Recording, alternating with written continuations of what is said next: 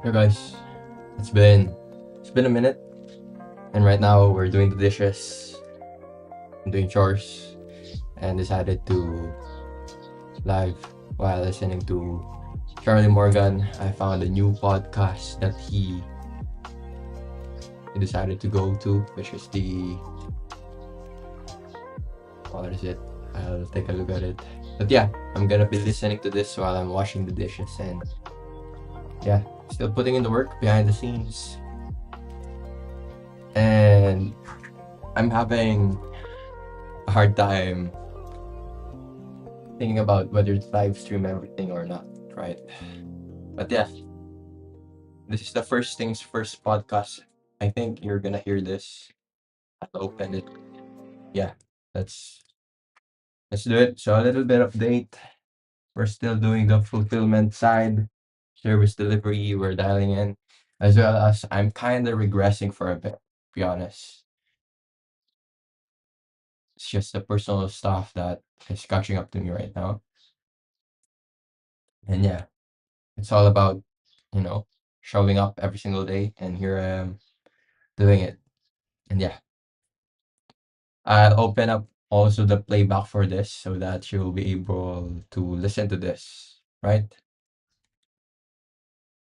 So if I go to that, I want to create this Guru Destroyer 9000 that you just can't compete with. The foundations, the office stuff, the niche stuff, the mindset stuff, the truths. Here's how things actually work, and now you can build from that. He's built a real business empire using YouTube as the engine. Charlie Morgan. The thing that I've observed with entrepreneurs is they all fall apart and die and end up being blown to smithereens, because to get to that point where you're liquid enough to live that lifestyle, you have to work obscenely hard, but then you start enjoying all these rewards, which then takes away from the work, which then after a while destroys the business. Well, I'm looking at these kids who are like in their early 20s. That money, when I was 20 years old, 21, I would be an arsehole. Being a billionaire is like, that's the highest level of the game. That's what I'm sort of optimizing and engineering my entire life for. It's like walking on a tightrope. One misstep and you're dead. What have you realized so far? The pursuit of becoming a billionaire. The key thing, and I think the big advantage, the big moat it gives me around the business is... Quick pause, guys. I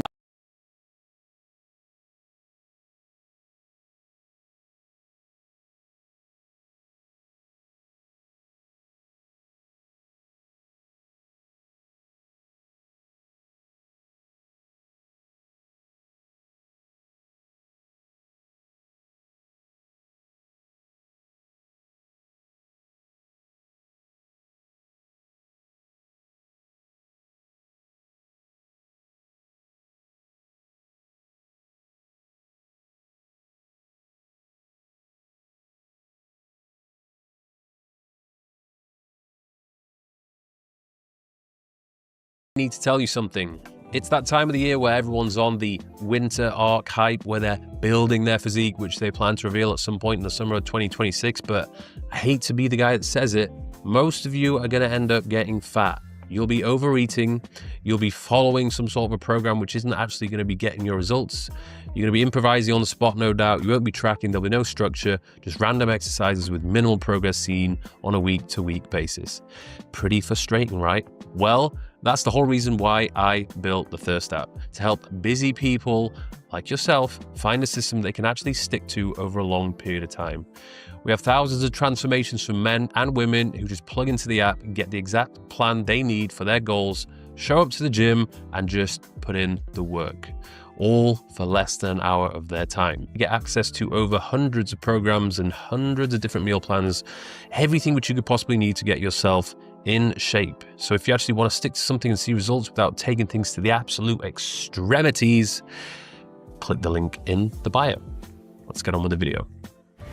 Mr. Charlie Morgan, welcome to the show. Finally, we made it happen. Yeah, we've been trying to do this for what, 3 years now, I think? Yeah. Sorry, I've been dodging you for Is that because you just not really wanted to do podcasts, or I think it's because I never had anything to sell. So no, I mean, it's I've had a bunch of requests for since I moved to Dubai, especially loads of podcasts in Dubai, obviously, and I've just always had the habit of saying no because I've always been super busy, or just I haven't felt like I'm ready to show my face to the broader world, except then YouTube started popping up. Yeah, it's now I've got this. I can actually Yeah. There's a reason to come on. Put 1 whole year's worth of work into that bad boy. Yeah. We want to get straight into it? Yeah. Okay. Well, what do you want to know? It took a year. Well, like, why would you put 1 year's worth of work into something and then give it away for free? Well, the initial plan was not to do it for free. Okay. So I was gonna I had this big idea. Okay, I'll tell you the story of how it came about, and then I can explain why it's free. I was thinking back. It must have been 3 years ago. So I was already at that point, I'd already had a lot of success with the business, and I always had this sort of dream idea of just taking everything that I had learned and everything that I knew, which, albeit in the whole scheme of things, is very little, but to get you to start or build a little business is somewhat significant. And I was like, what if I just did that and then made it free? Mm-hmm. And I had this little exciting idea for a week or two, and I was like, no, I'm never going to do that because obviously it doesn't make any sense. And then school came out, and I was like, actually, this could make a lot of sense because you could monetize it through school, and I knew school's whole plan for premium products, VIP. And so I got to building it about 3 years later. And I thought it was only going to take me 2 months to make. I was like, this is just beginner stuff. It's going to be easy. It's going to be straightforward. And it ended up taking, 12 months. And by the time it came around to launching, around 6 months into the build, I was like, this needs to be free, because I feel like there's a few reasons. First of all, a lot of people have done free courses before. A lot of people have done free training, free courses, but they've never been something you'd expect to pay for, if that makes sense. So one bit of feedback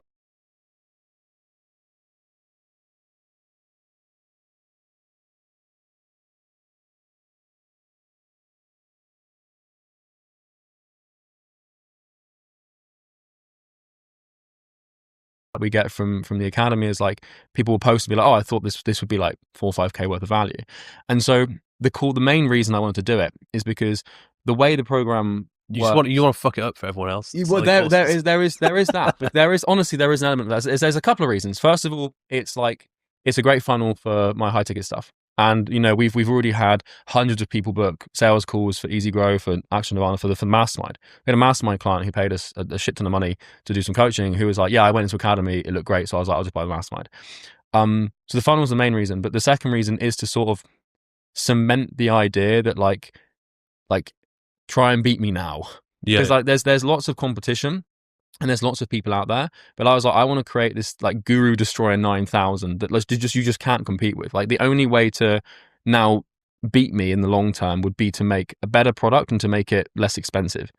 But that's impossible. So the only way to do it is make it better, which means you have to put more time in. But the key thing, and I think the big advantage, the big moat it gives me around the business, is because the way I've approached it is it's kind of the program teaches the truth of starting an agency coaching consulting business. So it starts with the principles, the fundamental first principles at the truth of the foundations, the offer stuff, the niche stuff, the mindset stuff, the appointment booking, the sales stuff, the truths.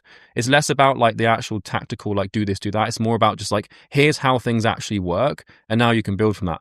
And the cool thing is, because I'm the first to sort of do that, the truth is the same for everyone, but because I'm the first to make it sort of accessible to everyone, I now kind of own the truth. Mm-hmm. So I saw this with Hormozy, because Hormozy owns the truth for offers.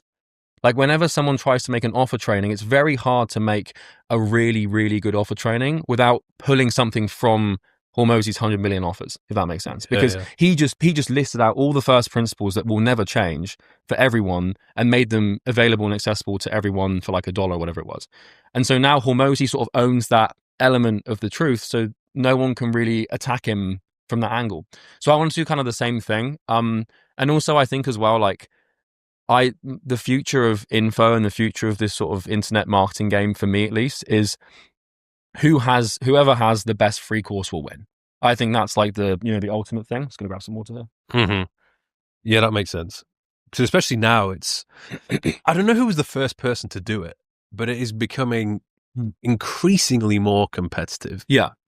What, the whole make money online space? Yeah. And the whole build your personal brand. Yeah. Let me teach you how to do it. And I think you mentioned it as well in some of your videos, how back in the day, if you did a little bit of flexing online, it was way easier to stand out.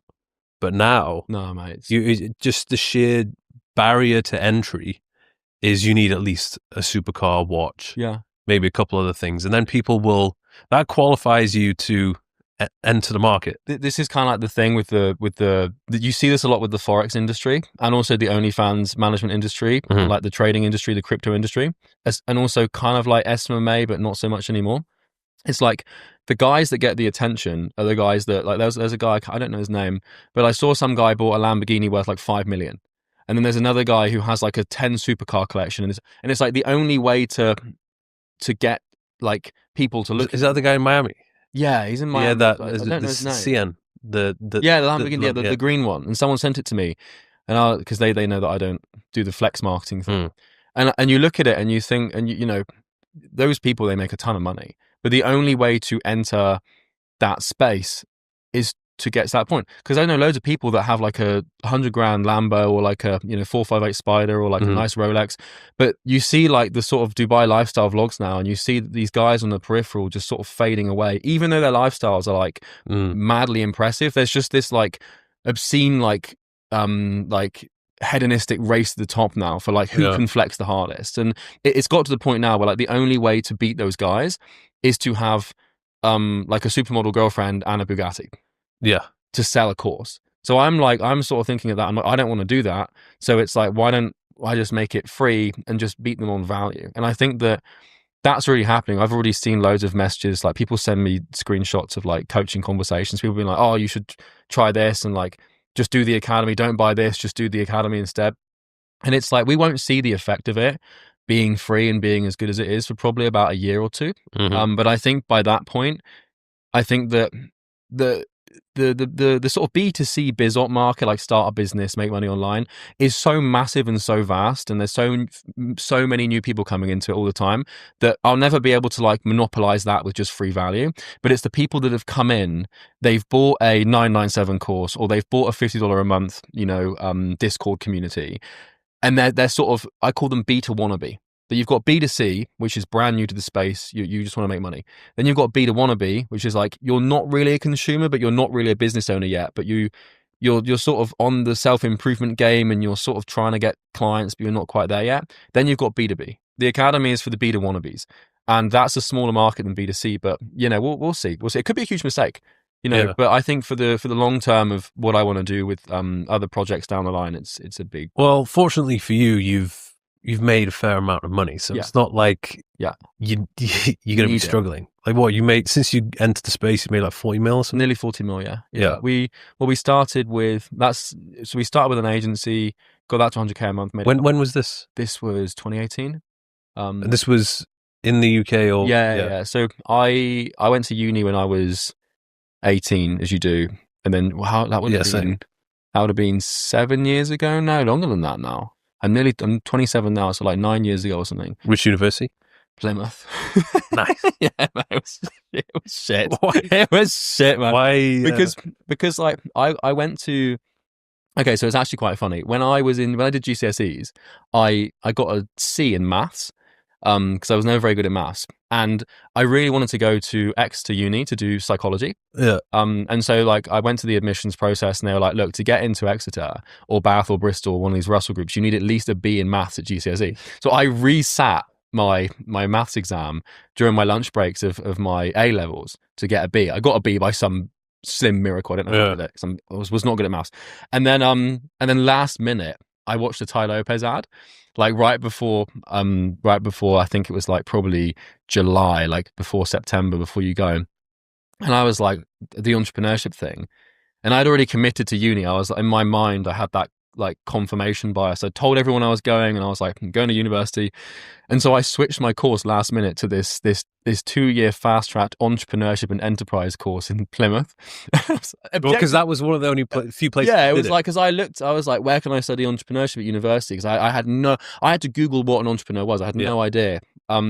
So I went there, and I had these like super high expectations of it, and like Plymouth it left a bit to be desired. Let's put it that way. It's still got some nice parts, but as far as the university and education was concerned, like it was just what you'd expect, right? Yeah. And then I dropped out after like 6 months of that, because I was like, yeah, this is classic. Yeah, I mean, I dropped getting taught by lecturers who This was not actually made literally, any money. man. Literally, the reason I dropped out is because I was reading. There's a book by Lord Alan Sugar, Mhm. the Lord. He has a book called "What You See Is What You Get." It's like his autobiography, and I was reading that whilst I was doing this first like 6 months at uni. And in the book, it said like you need to learn, if you want to be an entrepreneur and be successful in business like me, you have to learn how to sell. And I was like, right, that's a pretty critical piece of information there from an actual billionaire. Like, I'll go and ask the university about it. So I went to my. Can you teach me? No, I went. Right, I went to my tutor in the uni. I won't say his name because it's obviously a small faculty in a small uni. And I asked him. I was like, when do we learn how to sell? And he sort of like closed the door, sit down. Like I was like, okay, like sat down.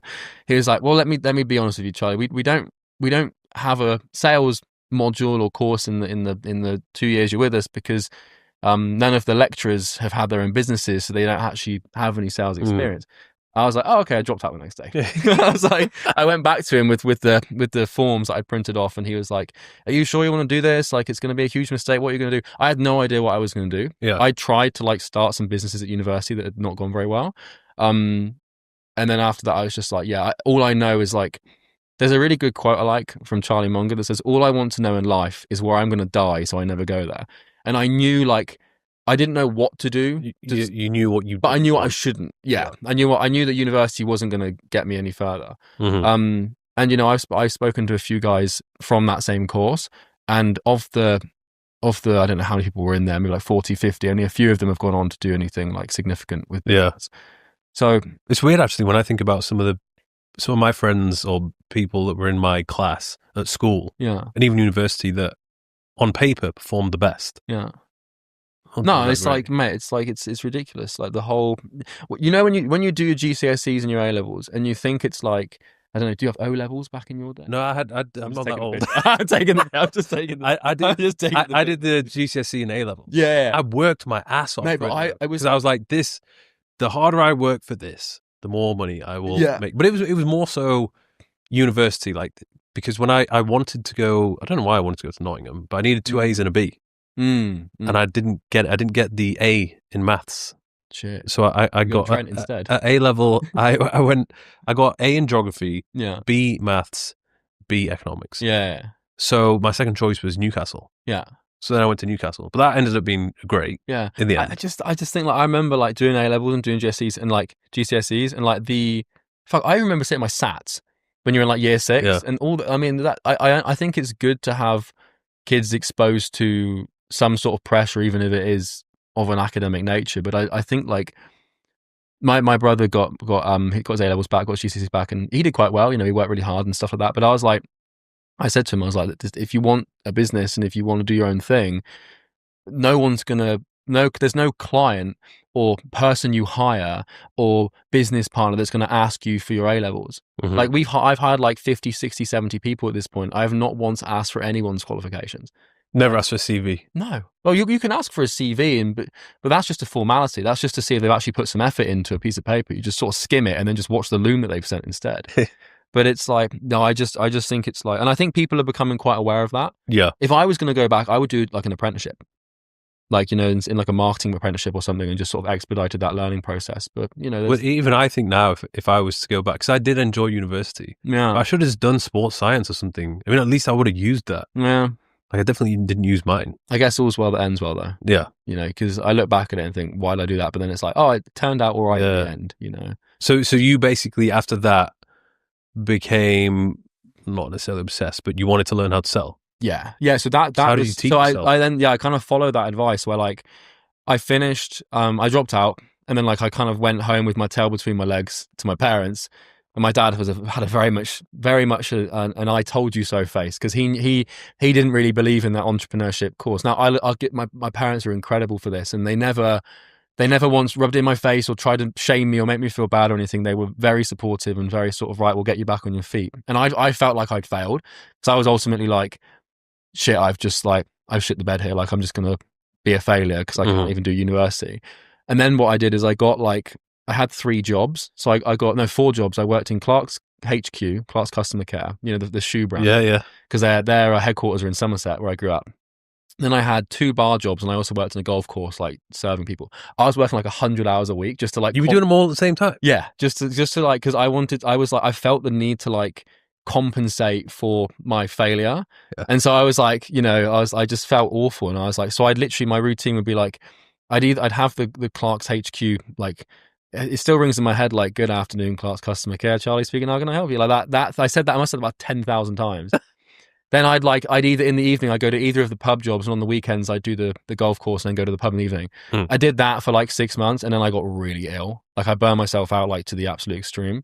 My mum then sat me down and was like, right, you've proven that you can actually at least be useful and, carry some weight here, doing all this stuff. So that's when my mum sat me down, and we made the decision that completely like changed my life, where things really got good, which is doing the apprenticeship that I did in sales. Because I was ranting about this Lord Sugar guy to everyone, I have to learn to sell, and I was like, I didn't know where to start. And then I found this apprenticeship, and that was like insane. But what about you? So you went to university, you did 3 years there? Yeah, I did economics and business management. Yeah, how was that? It was weird because the first year nothing counted to the overall degree. So it was like, so basically all you need to get is 40%, like a pass.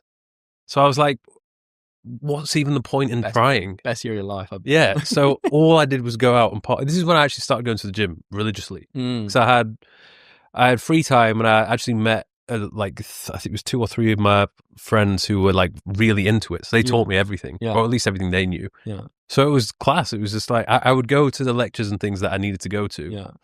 And then I managed actually I didn't even pass the statistics exam. So I had to go back in the summer to pass it, just so that I could get into the next year. What, for first year? First year, yeah. Jeez, but the problem with that was I just didn't learn the foundations, which was required to then learn everything else after on top of that. So I think the second year, everything was 25% of the degree, and the third year was 75%. And then it got to third year where I was like, I don't know anything. I said this to my brother as well, because when he was doing he's 18. He won't mind me saying this. When he was doing his A-levels, I was like, look, mate, because he wants to have a business. And I was like, look, the way that you... Sorry, I was going to drink some water. I've got this out. Yeah, like in university, similar to you, I went there because I wanted to learn how to run a business. And then very quickly I realized it was just all theory. Yeah. Like the amount of maths and equations. Mate, we did this I was like, why am I learning this again? I thought I'd never have to do math again. We did this accounting module for like 2 months, and I haven't used any of that in my business once. Yeah. But like, anyway, why do my throats like fuck? It's all the cigarettes in New York, man, I'll tell you. For the record, I don't smoke, so that's fine. Yeah, so after that, I think I just about got a degree. Yeah. But it was nothing. Did you get like a 2-2? It was a third. It was really bad. It's so bad that you almost don't want to tell people you went to uni. Like, I used to lie to people and say I got a 2-2. And I remember my dad had a conversation with me. He was like, "Well, what are you going to do now?" You can't get a job. There's no big company that would look at a third and be like, "Oh yeah, okay." But it ended up being a blessing in disguise because I technically had a degree. I was qualified to work as a manager at Hollister, which I didn't realize. If you wanted to be a manager at Hollister, you needed a degree. I was like, I have a degree. A 2-3. So it's almost worse to put that on your CV. Like, yeah, I went to uni, 2-3 though. So yeah, I was a club promoter for a little bit. Then I was a manager at Hollister for a year and a half. Yeah, and then I did loads of little side jobs that got me a bit of cash. How'd you get into it though? Like the business thing, the influencer thing. Well, it was personal training first. My housemate became a personal trainer. There was like 7 of us living in a terraced house in Newcastle. Classic. And he said he was becoming a personal trainer, so we did the qualifications. Then he was literally in a gym all day. I was like, that sounds fucking amazing. Yeah. So how do I do that? So I gradually phased out of the job at Hollister so I could still make money. I used all my holiday days. And then at the same time, I was doing my qualification. So I did that and then immediately just started coaching people. And I think this was around about the time where Instagram was getting some traction. So you were there at the beginning. I would actually like to say I was an OG fitness influencer on Instagram. Yeah. And then, so I grew pretty quick on Instagram. Couple 100,000 there. But I never really capitalized on the online side of things. Yeah. I was still doing a lot of one-to-one I coaching. feel like back then, no one really knew that you could. No. Followers were just like, oh, he's just famous, but it wasn't like Yeah. there was no way to convert anyone into anything. It was, I think the thing that took off first was ebooks. Yeah. And then after ebooks, there was online coaching and everything else. I have a question. So when you, where did you grow up? Leeds. So when you go back to your hometown, like, obviously everyone must know what you do and like who you are on the YouTube. Like, how do you find navigating that? Where like you go back and it's like, oh, it's Big Mike, like he's back. Is it like a celebrity re-entrance, or are you just like, because it's weird, isn't it? Yeah. And if you go back and you think like everyone knows what you're doing and who you are, and no one really says anything, but they know that you're aware that they know. Well, yeah, because the good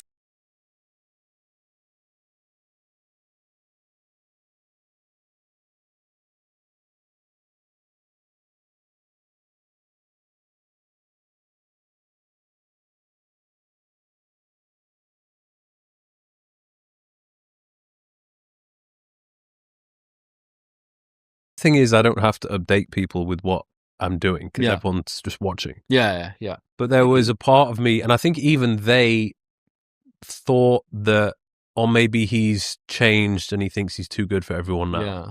So I didn't know if they had this element of thinking that. But then the times when we do have this sort of reunion, like every year we would do the Headingley Mile, which is like the Otley Run, which is a bar crawl where we all get together and just get pissed. Yeah. So I would meet up with them, and then, if anything, they were really happy for me. Yeah. And there'd be the odd jokes that were being thrown around, but that's just like British humor. Like everyone just grills everyone. But it was largely pretty well received. Yeah. I think because I would come back and I was literally behaving exactly how Like I was behaving when I was 18. Yeah. Like just I think a lot of people, like when people see people you used to know see you online, or anyone online, is if they see anything like remotely like a car, like the amount of people that my mum's friends who have been like, is Charlie selling a scam? Because but it's understandable, because it's like, that's like when you see someone, a young guy on social media making loads of money, talking about making loads of money, and then having like a course or something, it just in their brain it's just scam. I had this with the Dubai video I made. Oh yeah, which I'm sure you want to talk about. We most viewed video. It's crazy, man. It's actually wild. But that got in the Daily Mail, and so like that gave me this insight into the sort of boomer demographic. Because my mum and my dad, they're in like 50s, 60s, and they had so many people of their friends message and be like, "Is this Charlie? Is this Charlie?" Because they'd read the Daily Mail and they'd seen like the Manchester Evening News and they'd seen his reports. And I was like, oh, that's how you reach those people, because like you know they're in there. Did they? Was the article sound or was? Yeah, it was. The article was actually fine. Okay. I read through it because I was worried, because I was like, obviously they didn't ask, because they might over exaggerate everything. No, they kind of just quoted it pretty much word for word, and it was. I found it really interesting that video went as viral as it did, because it didn't. It felt very niche and very specific. It felt specific, because I thought only people who had lived in Dubai would watch it, and then it got like 1 million views, and I was like, oh shit, like, because you did what everyone wasn't doing. Everyone was talking about, like, I did one, and that was generally very positive, and that one, I think that's got like over 2 million views, and the amount of people that would come up to me and be like, oh, I'm here because of you, because I watched that video, and I was like, oh, okay. Well, I've had mixed people, mixed opinions from people on the video. Like, people come up to me and be like, yeah, like I agree with everything, and like I'm silently agreeing with you, or a lot of people will be like, oh, I don't agree with it. And I think it's like, it was very polarizing, and like when you would read the comments, people were either like very much like love it or hate it. And I think that's why the video did so well, is because it was a polarizing topic. It entered the realm of like political correctness and stuff, and I'd seen other people make videos on Dubai and stuff like yours, but I didn't expect to do that well. I was just like, I'll just give my honest opinion on it. And, I think that the UAE is an amazing place and Dubai is an amazing city. But it just wasn't the right thing for me. And I think a lot of people took it the wrong way. And I didn't want it to come across as like, it wasn't like a video that I made because I was like angry or upset. It was just like, hey guys, I tried it and it wasn't for me, but it probably is for you, or might be for you. So check it out. But it's weird, because there's a lot of people who go there because other people go there, right? And I'm like, stop being sheep. It's like Austin. You should have some own independent thought and actually go somewhere that you feel like you'd be interested in going to. Don't just go somewhere because everyone else is going there and you're like, oh, well, I have to go as well. That was kind of one thing that I struggle with in Dubai specifically, and only in our sort of sphere, the internet money sphere, not like the real estate sphere or the, flight attendant sphere or whatever, because you've got different pockets of sort of social cliques, if that makes sense. Yeah. But for us, it was for me, it was everyone just copying Imam Gaji. Yeah. Like, and we all, it's just like, I was just like, this is like a social echo chamber. Everyone's like saying the same things. They believe the same things. Everyone's got the same lifestyle. Posting the same They post style. the same stuff. They do the same vlogs. They eat the same food. They smoke the same cigars. And it's just like, and like, I respect him for that because he kind of led the charge on that. Pioneer. Yeah. And it's like, but then everyone just like suddenly just flocked there. Yeah. And it's like, where's the critical thinking? Where's like the, is like, this is kind of what my business partner and I did after, because I did the same thing. Like I started going shopping at Zara and like buying like linen trousers. I've never done this in my life. I was like, Laura Piana shoes. I was like, I bought some bloody those Travis Lowe's, which you got on as well. They look very nice, by the way. And so I bought these expensive trainers, and then I was like buying these watches, and then I was looking at supercars, and then I was living on the palm, and I was like. And after like a year of that, I stopped and I was like, what am I actually doing? Because it's like, I'm not living like a sovereign life here. Like it almost felt like I wasn't really there or making these purchasing decisions or lifestyle decisions on my own accord. It kind of felt like I'd just been sucked into this like social vacuum that was just encouraging these behaviors and just sort of was this self-fulfilling prophecy. And then you've got, of course, the dinners and the yacht parties and all of these things. And it kind of hit me. I was like, this isn't like, the only way to describe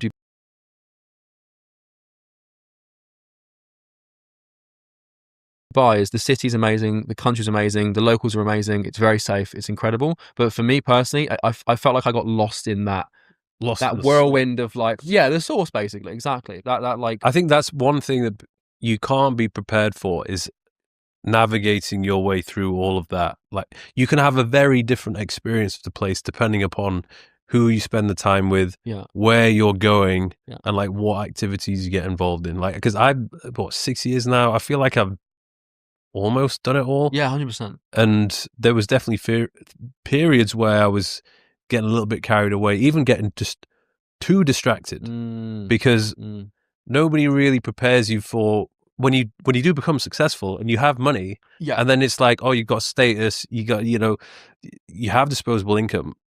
And then you're like, oh shit, like this Dubai is built to entertain you. And the thing is, man, is there's no playbook for it. Yeah. Like if you're a dude and you're 21, 23, 25, whatever, 26, and you suddenly find yourself with millions of dollars or hundreds of thousands of dollars in income tax-free, and you go to this city with all its shiny objects, and it's like, there's no sort of like playbook or course or information, because it's such a rare situation to be in. But no one prepares you for it, like you said. And like if you're not careful, you just get sucked into this sort of this lifestyle of just, that's just how you live, and then before you know it, you kind of lose yourself in that, and it becomes very dangerous. But for me, it was okay because I didn't start making good money until I was in my late 20s. So I was much more mature, and I think when I'm looking at these kids who are like in their early 20s, I'm not even surprised, because if I had that money when I was 20 years old, or 21, I would be an arsehole. Yeah. Like I would need to be surrounded by good quality people who would steer me away from 100%. all of that temptation. It's completely understandable though, because like, if you take any 20-year-old guy off the street, no matter who he is or where he's from, you take just a normal 20-year-old guy and you say, hello, mate, here's $1 million a year to spend, or even his $200,000 a year to spend. You don't have to pay any tax. It's like the problem is, and the thing that I've observed with entrepreneurs in Dubai specifically, is their business and their business and their work becomes about sustaining a lifestyle as opposed to actually building something. And so what happens is they all fall apart and die and end up being blown to smithereens from a business perspective, because to get to that point where you're liquid enough to live that lifestyle, you have to work obscenely hard, but then you start enjoying all these rewards, which then takes away from the work, which then after a while destroys the business. And I noticed that starting to happen. It should be reinvested. Yeah, it's like if you took, it's like my objective, because everyone makes the argument of tax. And, you know, everyone's over there for tax. And that was why we moved, because we were paying, and we still are paying now we come back, £1 million a year in corporation tax, 25% corp tax. But it's not nice. It's not, but it's like my friend said to me, Jaden, which kind of blew my entire paradigm apart. He was like, because I always talk about wanting to be a billionaire and having all this confidence in building a company that can do that. And he was like, Charlie, if you're so confident you're going to be an actual billionaire, then why are you worried about $1 million or $2 million in tax? Mm. And I was like, actually, yeah, because what it is it's just like, for me at least, moving there was unconsciously like a statement in my lack of confidence that this thing might last, specifically for the tax. Now, it depends. A lot of people move for tons of other reasons, because there's loads of other reasons to move there. But I feel like tax, having that sort of barrier to taking it out personally, it makes you a better entrepreneur, because you can't take it out. You have to reinvest it. You have to like sort of put it back in, and create that flywheel. Was there anything that you purchased that was expensive that you look back and think, oh, that was actually like worth it? Nearly. No. Nothing. No. Honestly, man, no. Like, I've realized there's not much more that I need to be happy than like good food, clean water, shelter, a desk, and something really big to work on, and my friends and my family. Mm-hmm. Like, be like, you know, the whole Maslow's hierarchy of needs. Yeah. It's like, I've climbed to the top of the pyramid and I've sort of looked over to see like what's around, and there's not much up there. Like, you know, I had the house, and I started buying these watches, which I sold pretty quickly after. Well, I didn't actually buy them. They gave me them to like try, and they're like, you can come back, and I drove the Lamborghinis and stuff, and don't get me wrong, it feels fucking amazing. Like, it's the most like it's the best thing ever to have all that stuff. But then I was like, I had this sort of like little pit of like emptiness, just sort of like sat there, just like, you know, like, what are we actually doing? Because there's only so many cars you can buy, or so many things you can do, or so many dinners you can go on, or so many trips you can go on, or business class and first class only gets so good before.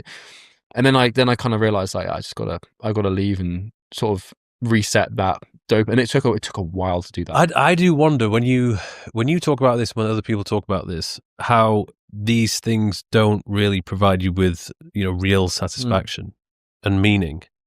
I wonder how many people are like, okay, fair enough, I'm not going to do that. I feel like it's one of those things where people have to learn by doing they need to experience it. Yeah. It's like, even if, you know, if a young guy looking at an older guy who gets to just sleep with loads of women, as much as he wants, having all this variety, that sounds like a dream for a younger guy. Like, of course I would want that. Then you realize it's a gateway to misery. Yeah, when somebody actually experiences that, they're like, oh, this actually really is not as good as I thought it would be.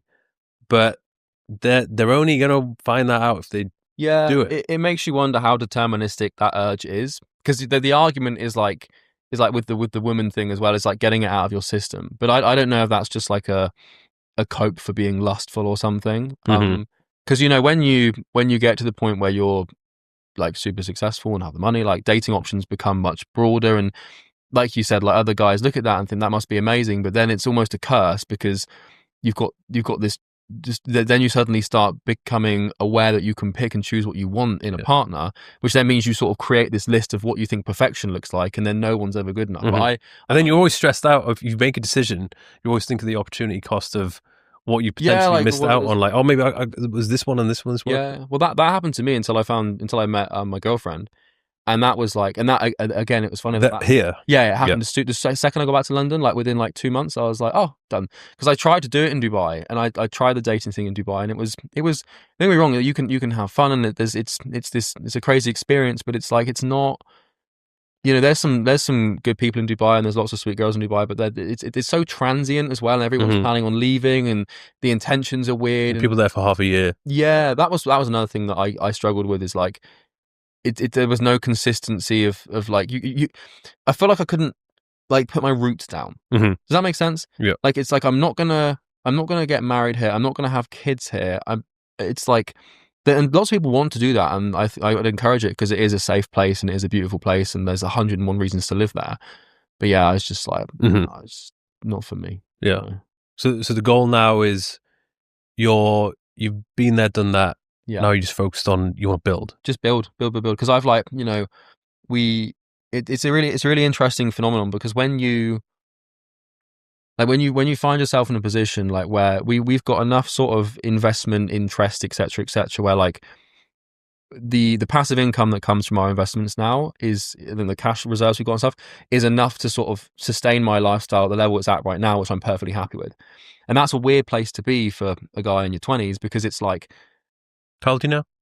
27. Yeah. 27. So it's weird to be there, because then you're sort of like, what do I do now? Like, because you can decide not to work anymore, but that means absolving yourself of any commercial responsibility, which is a just complete like gateway to misery, because you're just, what are you going to do? Mhm. It's like you're gonna go and like travel the world, but there's only so many beaches you can sit on before they all start seeming the same. You know, there's only so many temples you can look at before you get sick of it. And so I've never done the travel thing really. But yeah, that's kind of where I'm at, and it just doesn't seem like there's much else. So what about you? Because what are you working on right now? What's your big? If you My problem is that as I think this is probably like a couple of years into living in Dubai, I was getting distracted trying to do loads of different things, and I'm the type of person that gets bored quite easy. Yeah. Like I have I want to try this, shiny object. and then I do it, and I'm like, cool, that's boring now. I want to do like this thing. So I'm trying to think back. Well, this was like probably a realization early this year, and I was like, what? Okay, what am I still like really good at? What do I enjoy? And it's always gonna be the fitness thing. Like doing anything related to fitness is just your thing. I enjoy it, and I'm going to care about it for the rest of my life. Yeah. Probably, yes, it's going to pivot away from being jacked to, Being just how to continue to look good and feel good for as long as possible. So the one of the best monthly recurring revenue models for me has been the app. Okay. And yeah, you've been doing that for a long time. I've not even scratched the surface of how well that can do. Because I've relied mostly on just organic reach. And it's because I have a big following, it's been fine. And then I speak to people and they'd be like, "Oh, you're running ads?" I'm like, "No." Why are you not running ads? Yeah, so all these things God. I am now, but this was back then. I had none of these strategies in place that could make me so much more money. At least retarget your YouTube audience. Yeah, at least. So I was fine because I was making, from going like 10K to 100K a month. Yeah. I was pretty content with just making like 100K a month. Yeah. That becomes miserable very quickly then, doesn't it? Like, yeah. And then I was thinking, fuck, talk about that, because people are gonna be like, what the fuck? This could be doing like way more. But not because I want to buy more things, just because I want to build something really cool. I feel like it's kind of like I talked to a psychiatrist about this because I was doing some research for a mindset module I was making for the free program, and she was talking about how like certain men have like a masculine urge for this archetypal expansion, and you need to feel this need for growth. And she said it manifests in things like bodybuilding, and it manifests in things like business, where like you'll get to a point where even though you are more successful and more wealthy than basically 99% of people, it still never feels like enough. And I was trying to figure out like why is it never enough? Why can't we just be comfortable and happy? She's like, well, because like she got a bit hippie with it, like talking about the universe and how the universe expands and we're part of the universe. But it's like, I get it, because it's like you just want to see that number just keep growing, and you almost attach your self-worth to it, which can be a pathway for misery, but it doesn't really bother me. Yeah. Do you ever find that where you're like you feel like you're chasing something, but you're just like, sometimes you're unhappy you're not there, but you're still happy that you're trying? Do you know what I mean? Yeah, I think I understand myself a lot more than I used to, and I think I'm quite good at self-reflecting, where I've never let it take over me and I become too obsessed with the numbers. Same with social media. I could very easily, that's a trap. I could very easily sell out and sell my soul and just create garbage content just to keep the followers coming in and the engagement high. But I refuse to follow trends, and I post the things which I want to post. Yeah. So even though I put a piece of content out and it doesn't perform as well as I would like, I'm like, okay, whatever. I don't care. Even when you see like an 8 out of 10 on like the it stings a little bit. Yeah. Even some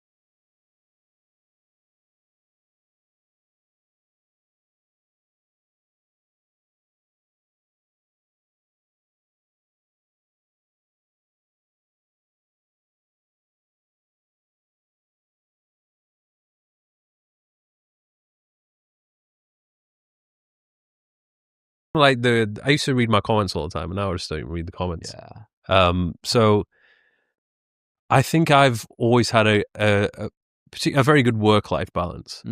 Like, I don't let it over-consume me. Like, the moment I feel like it's overtaking me, I'm just like, no. And then I go off, and then I will literally walk away from everything. Yeah. And just live life for a little bit. And then after doing that, I'm like, completely. Okay, I'm bored of it. I want to do work now. Yeah. That must be interesting, because I have the opposite of that, where like I'm just, all I want to do is work. Yeah. Like, it's to the point where like it's like I don't really do anything but work. Yeah. And then like I'll talk about that online, or you made a video about how to become just obsessed. Yeah, and it's like, and a lot of people don't receive that message well, because it's not a very, you've got to have a, It's like, yeah, if you're dealing with your bad emotions, or you've had a breakup, yeah, or if you've got cravings, just go for work. Yeah, it's kind of like it's the same sort of token as like, you know, that typical sort of myth of a guy going through a breakup and then getting jacked. Yeah. It's like you take that pain and you put it in the gym. Yeah. You can either do that, or you can go and sit and be miserable and eat loads of shit food and watch like Netflix for like 3 months or something. But I think it's like, I don't have that sort of off switch. And like it comes with its problems, because the only way I can really switch off is if I like kind of like sedate myself. So if I go on holiday, I'll have to like drink loads of beers and eat loads of junk food just to feel that sense of like, oh, I'm actually relaxed now.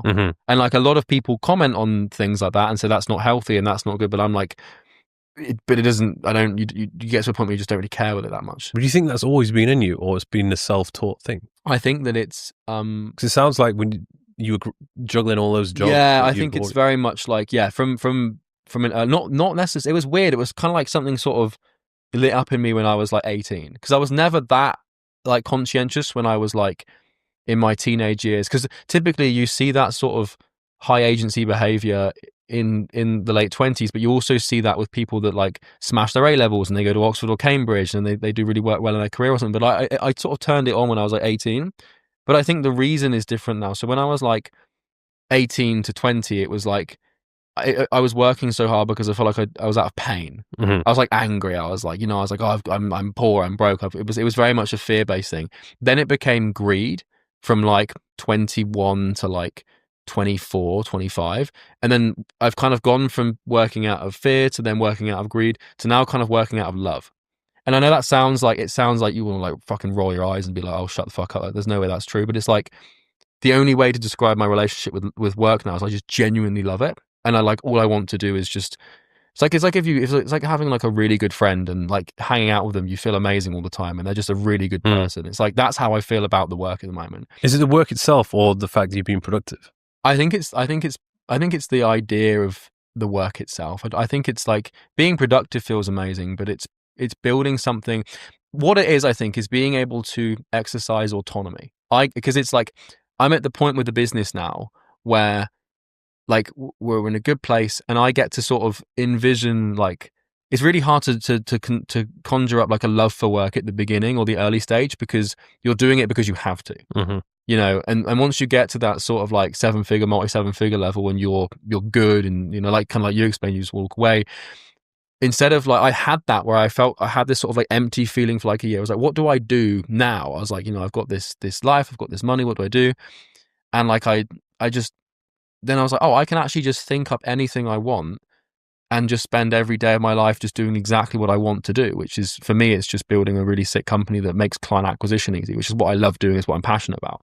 So it's kind of, to me, like work now is like, I can imagine it's the same thing as like, you know Fred again. And you know, when you watch his Boiler Room sets or you see his DJ sets, and he's like, so happy, he's loving it. That's how I feel when I'm at my keyboard, just like, you know, just like that. And that's like me when I'm in the gym. Yeah, because and you can tell when I don't know, I go into my little zone and listen to my music, and I love it.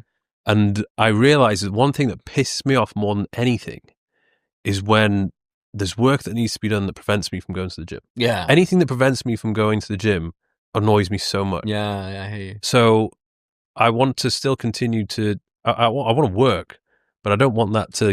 Where do you think that comes from? The absolute love and obsession for the gym? I don't know. Because it's like, I'd love to know, because obviously, like, I've never met someone that's as like Well, and then it shows people out there like Banus and stuff. But like you, every time I see you, you're talking about the gym. You love it. Yeah. Like it's like you love it. So like, was that when you were a teenager? Were you like good? You're like fastest kid in school or something, or like? I think there's probably a load of different reasons why. Because I cannot understand the people who want to get in shape, but they don't have that drive or that ability to remain consistent. Because ultimately, if you want to build decent muscle, you have to be extremely consistent at doing the basics over a long period of time. But loads of people struggle to do that. And for me, it just does not feel like hard work. Do you think it's because you love the journey, not the outcome? Yeah, I never cared about the outcome when I was getting started. Yeah. It was like, I just remember enjoying the experience of doing it. And then I would look in the mirror and I had a bit of a pump and I was like, whoa. Like, whoa! I enjoyed seeing my body change, but it was more so just the little hour and a half escape that I would get. And then this is one thing that probably a lot of people don't understand. You know, when you get really good at something, it becomes more enjoyable to do. 100%. So when I got good at obviously executing the exercises and doing it the way I was supposed to do it, and then on top of that, you see the results. Like you're in the gym and you're probably you have one of the best physiques ever. Fucking sick feeling. Yeah, yeah. And then I realized, I'm trying to think back to the early days when you're first walking into the gym. You don't know how to friggin' move this weight properly and put like the tension on the muscle you're trying to target. Do you remember your first workout? Yeah, it was in the school gym. What was when that? it was 16 or 17. Okay. So it was it's probably the size of this. Yeah. A little bit bigger, had machines everywhere. Smith machine in the corners. I had no idea what I was doing, but nobody else was there because nobody cared about the gym. Okay. So I hooked up it was the old school iPod. Actually, I think it was even plugged in to the speaker system. You are old, aren't you? And I was plugging it in like an aux. Like, playing my music and then just going around trying all these different machines. I just loved it. Yeah. And nobody did it with me. Yeah. In fact, I was doing it and my schoolmates were just making thinking about what was the like pull? Because obviously, like you said, nobody cared. It was eccentric, idiosyncratic. Nobody's going to the gym. So what was it that made you walk past it and think like, oh, I'll give that a go? I think because I wanted to, I wanted to look different. Yeah. Okay. I don't know if it had something to do with, I've told this story before, but I got mugged on a bus. You got mugged? Mugged, yeah. I was on the way to the city centre and these two kids who were older than me, bigger than me, they basically mugged me for my money. And I didn't put up a fight, couldn't put up a fight. Yeah. And I was like, wow, I feel so helpless. Yeah. That if that's going to happen again in the future, I want to at least look intimidating enough where people might think twice. Or if I'm going to fight, at least I can throw my weight around. So I don't know if that had something to do with it. I don't know if it's because I wasn't very good with girls and I thought that would help me be better with girls. Which obviously isn't the case, but I think it was a combination of different things. And then that just enjoying it. What's your favourite exercise? It's got to be chest press, surely. It's probably one of the easier ones. Yeah. No, mate, one of the problems I have with the gym is like my central nervous system gets like fried really quickly. So I don't I had this issue again, at the beginning, this sort of all or nothing thing of like training to failure. Yeah. And then like I'd do that and then I'd have to take like a week off and it was just horrible. Yeah, so you would need to follow just a low volume approach. Yeah. You'd probably do 2 working sets per exercise and then you just do 5 or 6 exercises. Yeah. As long as you just focus on, you don't have to go to failure, but just lift as heavy as you can. Yeah. Do 6 to 8 reps. Okay. You'll be surprised because it'll feel like you haven't done enough. But you're not supposed to walk out of the gym feeling completely Well, that's the thing is like I'd fall into this trap of being like, because I'll go through these phases where like I'll train like a fucking animal for like 2 months. Which most people do. And then I'll get like... And they restrict themselves. Yeah, then I'll get like fucking big and then I'm like, oh, if I continue to train, I get like a fever, I get sick or something. Yeah. That's overtraining basically. Yeah, so I just go through that cycle. But that's such a like... typical me trait of just overdoing it, which is stupid. So. But it's like you have this, I don't know if it's an obsession, but you have this love for work. I just love going to the gym. Yeah. Usually people have this thing which they really like to do. Yeah. But I think a lot of people, they either don't realize they like doing it or they don't understand that, hey, you know, if you wanted to, you could probably monetize this. Yeah. There's a way, I feel like there's a way to monetize any kind of passion.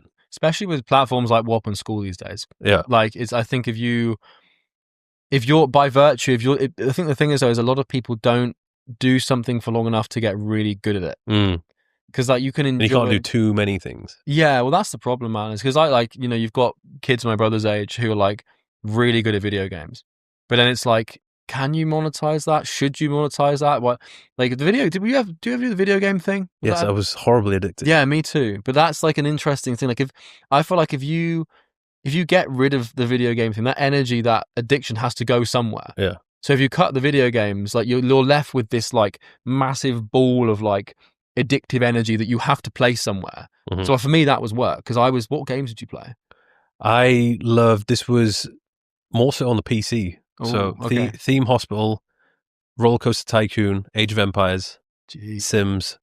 It was very much like building. I like building things. I always found Sims to be really weird because it's like you're spending your time building this other character's life, and like you're doing all the right things just on a screen, but then your own life is like an absolute shambles. Yeah, it's like you're sending them to the gym and you're getting them a job and you're having them raise children and pay their mortgages and look after their pets, but then like you don't. I never even played the game properly. I used to cheat and have unlimited money. You just do I would build them the most enjoyable and satisfying part was building the house for them. Yeah.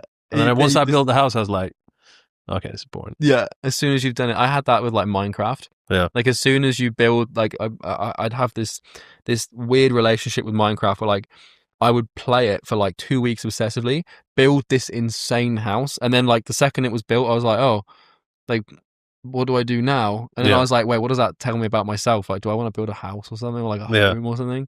I wouldn't even care about like slaying the dragon. It was just going on this like build shelter. I remember this was a long time ago. Somebody asked me like, I really enjoy playing games. You think I can monetize that? And I was like, games are an absolute waste of time. And then I thought, well, actually, if you get yourself really, really good at playing games, you can make a lot of money off that. You can build an audience. So good though. And then everything off the back of that. I feel like you've got to be like, everyone's trying to do that. Yeah. And it's like, I don't know. I feel like quitting and then teaching people how to quit is probably the easiest way to monetize it. Yeah. It's like, hey, are you a professional guy in your 30s addicted to video games and you want to stop the habit because your girlfriend hates you and everyone doesn't like you? You should probably quit. Yeah. But I don't know, man. Like, I used to play RuneScape a lot. That was like a RuneScape, League of Legends. But it's weird because like someone said to me once, like once you're a gamer, you're always a gamer. And I'll still from time to time get caught watching like YouTube videos of like video games and stuff. And it's like games that I haven't even thought about or played or touched for like 10 plus years. They'll just find their way into my YouTube feed and stuff like that. But there was one guy who I know, he was a really good gamer, and I didn't realize there's a huge market in this esports gaming thing. It's big. So he got really good at gaming. Then he decided to build his own organization, his own team, and then he made like, I think over hundreds of millions off this organization which he built within esports. There's just so much attention there, man. Yeah. All right, guys, quick pause here. I've got a question for you. Are you in shape? Are you not in shape? But the problem is, I got on with the episode. What do you think of like the short form stuff these days? I hate it. Yeah. It's slop. Yeah. My problem is, I used to love Instagram back in the day because I'm an old fogey. I liked it when it was just pictures. Yeah. And it was just a love for sharing pictures and you'd actually see what your friends were posting. Now the feed is just, it's just everything. I know you can choose to see things which are posted by friends, but a lot of time you just get given everything. And like, I'm not even mad sometimes because some of the stuff is hilarious. Yeah. And I'm like, I'm actually quite glad I saw this. Instagram Reels could be hilarious. But my problem is, because of what I do, as I mentioned before, I'm now trying to run 4 YouTube channels. Yeah. So that's 4 channels with long form content. And then now to be competitive on Instagram, we need to be pumping out the short form content, which you can technically clip from the long form, but sometimes it just doesn't hit. And I'm like, to try and be the best on every single platform possible is and then you are literally a slave to creating content. And I realized that I kind of got to that point where all I was doing was just creating content, but I was not building any real business behind the scenes. It was just like, look, I would literally just go on trips because I thought, I need some. just for content. I was like, the YouTube channel is a bit dead. Like, I've been in Dubai for too long. Let me go take a trip and do something interesting. Yeah. Which it's fun, and like a lot of the things I've done that have been really interesting in my life, I've done because of the YouTube channel. I'm like, I need to go and do something interesting. So in a way, it's good. But to go off and to create an entertaining travel vlog requires you to work, man. It's a full week of doing shit. Yeah. And then it's actually, you can get some decent views and things like that, but it's financially doesn't really make much sense. For the life aspect and experiences, it's great.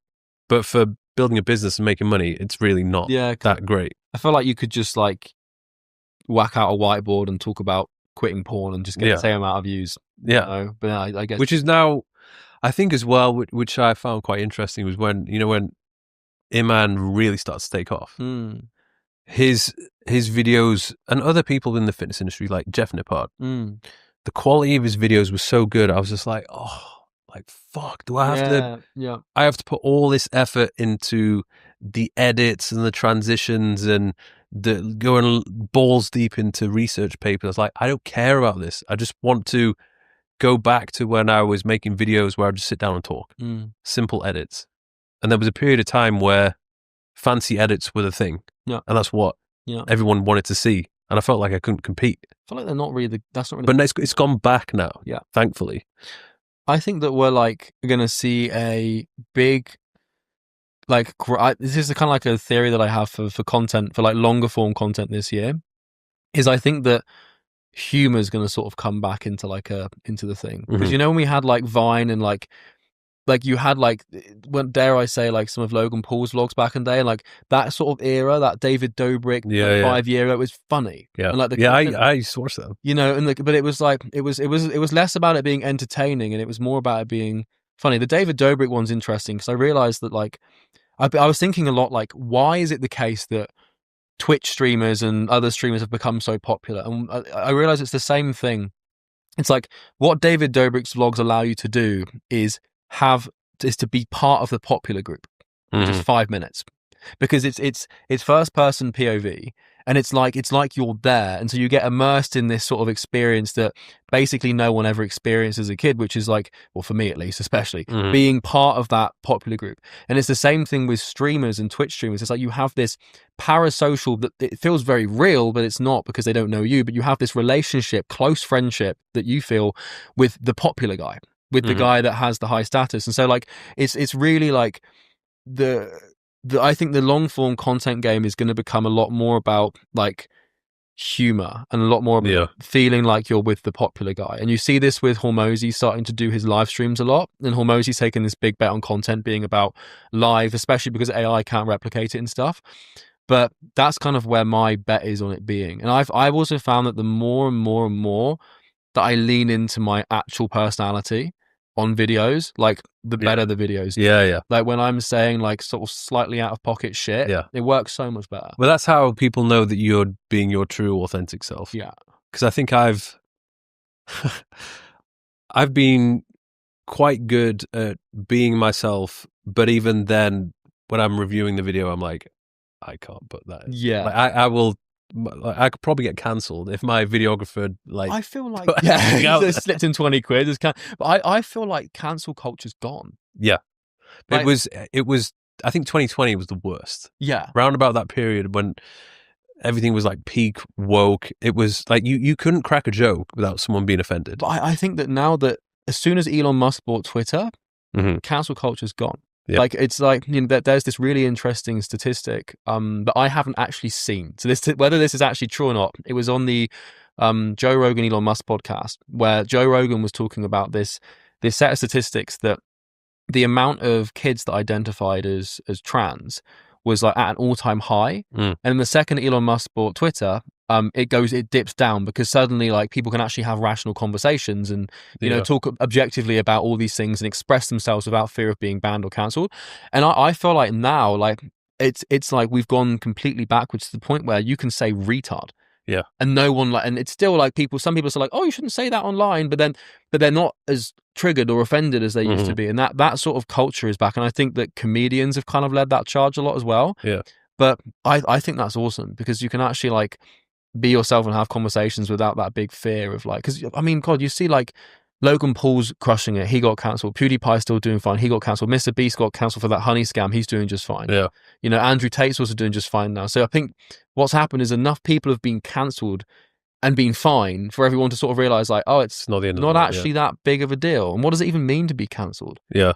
It's like just half the internet just decides that you're not relevant for about 3 months. And that's it. I think people, I don't think they care as much about something being so picture perfect and well presented. Like they don't mind if it's, you know, you make a few mistakes or you can't get your words out the way you want it to. It's just more relatable. I think people want to relate to people more. Have you seen the Nick Fuentes guy?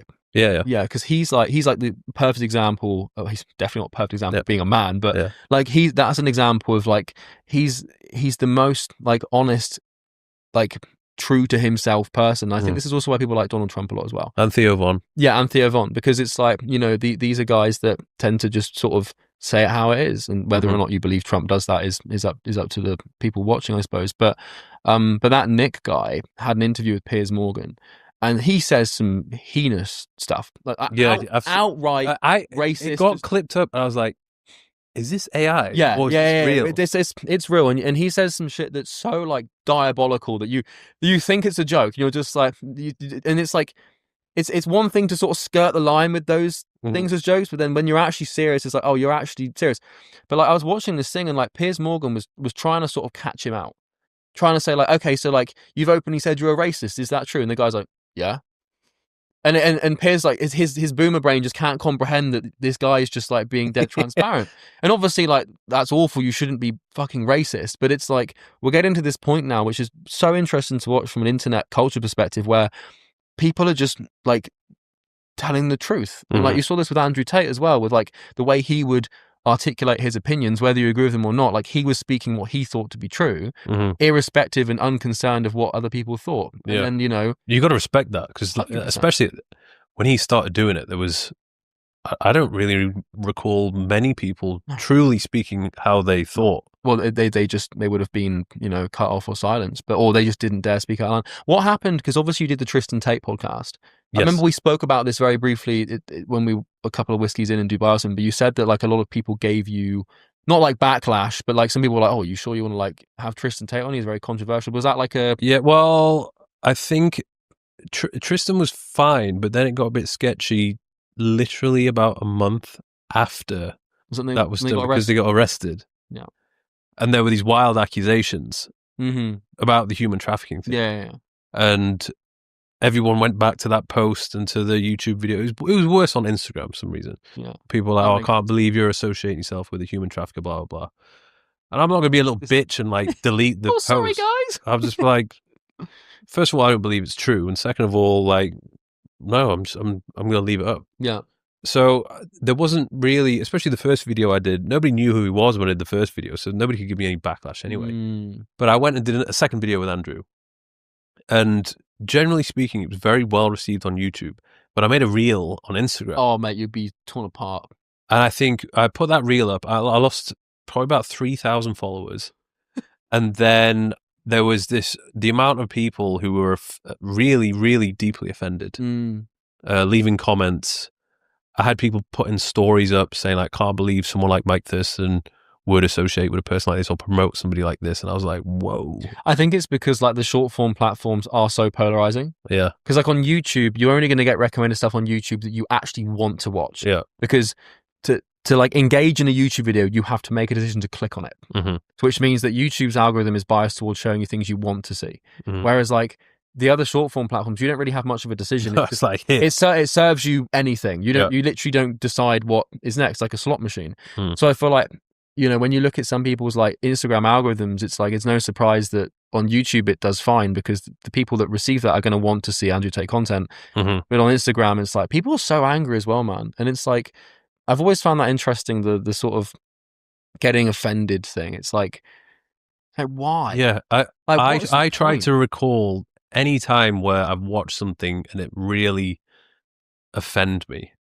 I think I watched the Diddy documentary that 50 Cent did. I haven't seen that, but yeah. It's so good. But then I was watching it, I was like, I really did not like Diddy. Yes. I was like, wow, what an actual dickhead. Yeah. Like, that actually triggered a bit of emotional response. But in general, enough for you to go and comment. No. Something. I've never. That's why with the whole commenting thing, when I think about the people that go to the effort of leaving a comment and it's negative, I'm like, what does that say about them? Yeah. Because I've never. The only time I've left a comment, when I do, it's either I'm trying to be funny, cracking a joke, or it's something positive. Yeah. Like, I just if I don't like something, I'm like, well. The psychology of negative comments is really fascinating, because it's like it is just kind of like I think a lot of people on social media get offended, and it's like a virtue signal. So they're like putting it on your story, like you've seen this before with any sort of trend, whether you agree or not with, like, you know, the shit that people put on their stories, like this trend is trending, or this march was, and it's like a way of it's a way of signaling to your followers, like, I'm a good person because I don't like this thing. Does that make sense? Yeah. I think that there's I think it also, I mean, you could argue that's also due to sort of the fall of religion and stuff, and not having anything to believe in. But well, I see some people who they literally just don't really have an identity. Yeah, they want to have an identity, so they're like, let me attach myself to this cause and promote this cause. Yes.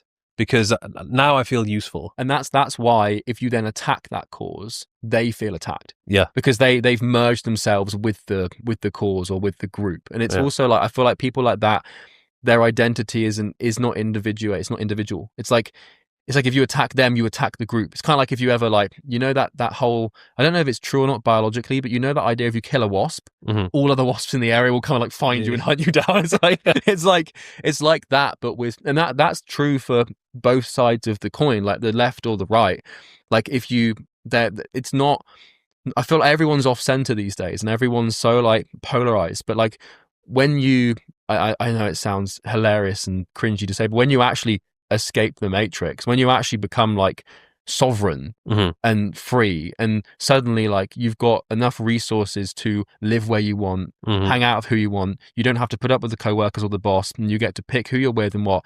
When you're free, you become a lot less polarized to these things, because you have something to believe in, which is yourself, because you've actually done something and you can trust yourself. But I don't know, man, people get so upset, and it must cost so much energy to get that offended. You know, and I know people will watch this and get offended about me saying it takes a lot of energy to get offended. It's like, crikey, it's like multiple offense, man. I think one of the great things which you will probably experience, which I've experienced, when you get in your 30s, with each year, you just don't give a fuck. And it's like so nice and freeing for things not to bother you anymore.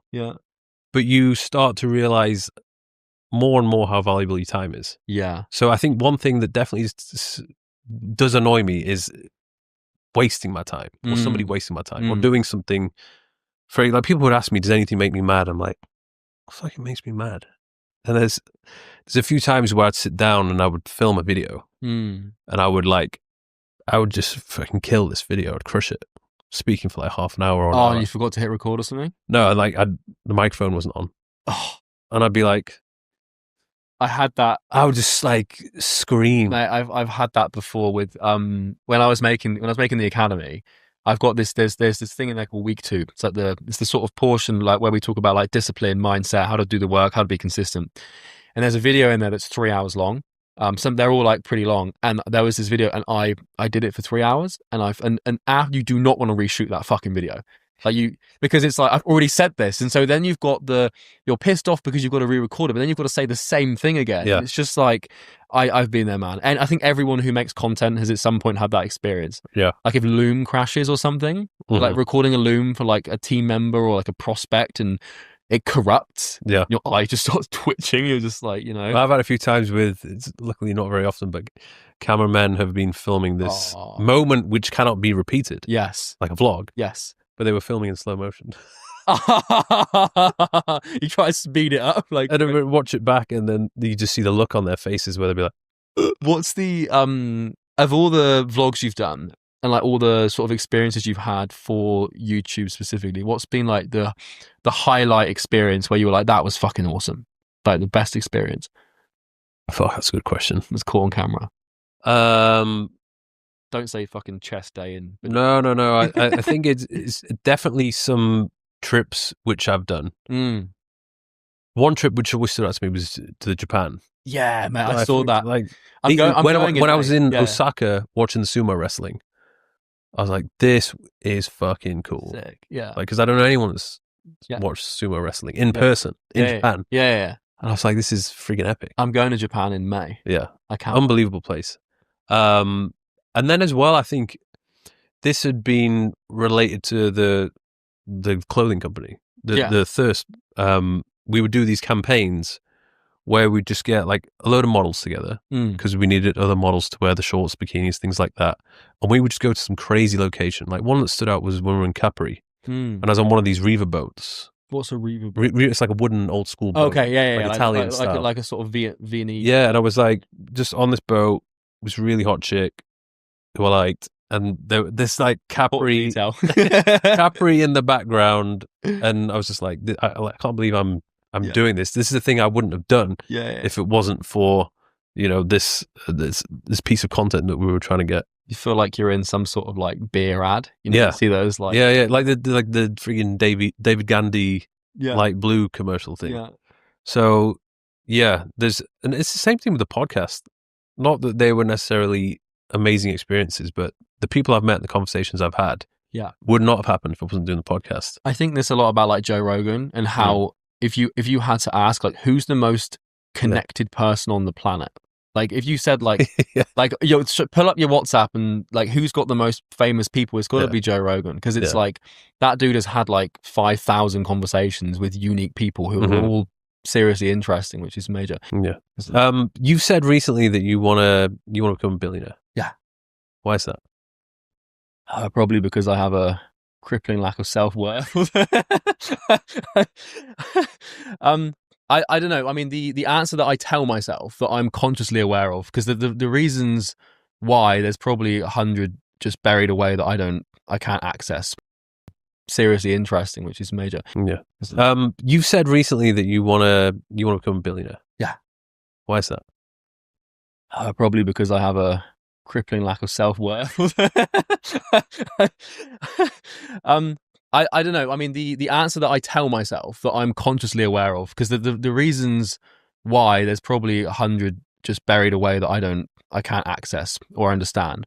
But one of the main reasons why that I think of consciously is, it's like, to me, it kind of comes back to that whole video game addict thing. I feel like when you're a billionaire, like an actual, not necessarily in cash, but just in equity value in a company, it's like, or at least you have a company valued at $1 billion, which is kind of... Is that the thing you want? That's what I'm looking for. Okay, obviously, I feel like if you get there and you keep growing that thing, you get to a point where you just become a billionaire anyway. But I feel like becoming a billionaire personally, or having a company that's valued at $1 billion, which is kind of a cheat, because if you have a software company doing like 100 mil a year, then that's then valued at $1 billion. So but you can sell it for that level, which means whatever.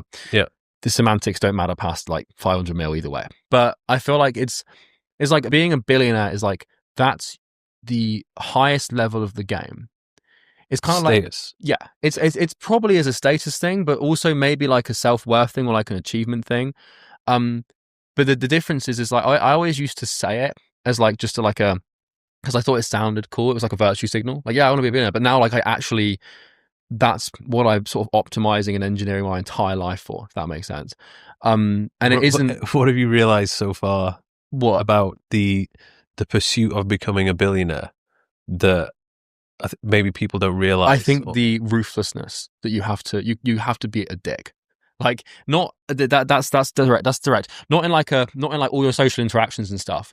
But I've spent a lot of time. Like, one thing that I did is I want to do this with software. So one thing I did is I've got a Google spreadsheet of I think 1,400 interviews with software billionaires. So whether that's the founders of Stripe or the founders of Shopify, I collated like the top 100 softwares, that new age sort of new money softwares. Do you get someone to do that for you? Yeah. And one of my team members did it for me, and then he found all the public interviews, and I've been going through them, and what I've kind of noticed is like they're just also ruthless.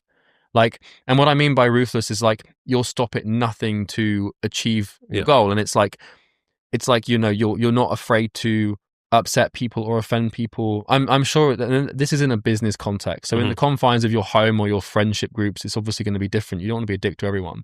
But I've noticed that, like, you know, with my business and how I've built things, is I've always been very involved and very agreeable and very sort of friendly. And I think making that switch to becoming, because you like, when I think about how like Hormozy would run a team meeting, for example, you know, you can imagine what that would look like. So that sort of, you know, conqueror archetype where you're sort of on a mission and you're not going to take any shit from anyone. You're going to be completely ruthless, you know, with people.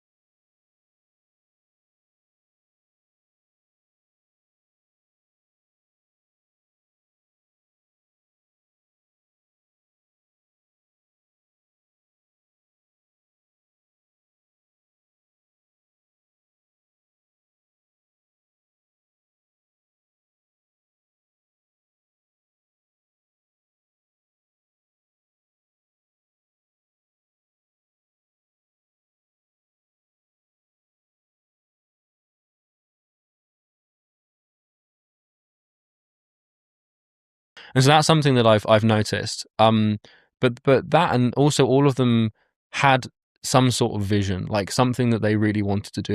It was never about, and it never has or will be for them, or specifically, hopefully for me, about the acquisition of material wealth or even power. It's kind of like, you know, that, and it's going to sound cringe, but you know that Peaky Blinders scene where Tommy Shelby is like, if we can, we do, or some shit. I can't remember, the fucking butchered the quote. But you know what I mean? It's like, if you can do it, why wouldn't you? Because to me, I'm like, what else would I do? Like, what's the biggest possible imaginable achievement from a commercial business standpoint? It's the status of billionaire, because there's only like 3,600 of them in the world or something crazy like that. So that's the top echelon. That's like, for me right now, the way I look at business is kind of like, look at like a sports league. So you know how, like, let's take American football, right? So you've got the NFL, which is the billionaires. That's the top. Then below that, you've got college football, which is your sort of like 9-figure entrepreneurs. And then below that, you've got the sort of Division 1 high school league, which is what I'm in at the moment from a business perspective, at like 8 or multi-8 figures. And then below that, you've got the guys that just play on Sunday for fun. And so it's like transcending those ladders is kind of the game. And it's like, you get to play the game, the business game, at just a higher and a higher level. And the thing that I like, and I kind of explained this to a client the other day, is the further you go, when you start thinking like that, you start becoming a lot more tolerant of risk. You start becoming a lot more ruthless with your time. You start becoming a lot more direct. But the cool thing is it puts you under this pressure where all your decisions matter a lot. Like 3 bad decisions and you're fucked. Like, when you think about like Elon Musk, for example, like if that guy makes, like, let's say he's running Tesla and he makes like just 2 or 3 consecutive really bad decisions, like bad hires or bad PR decisions, the entire business falls apart. So the higher you play, it's like walking on a tightrope, and you're sort of like balancing this thing, and like one misstep and you're dead.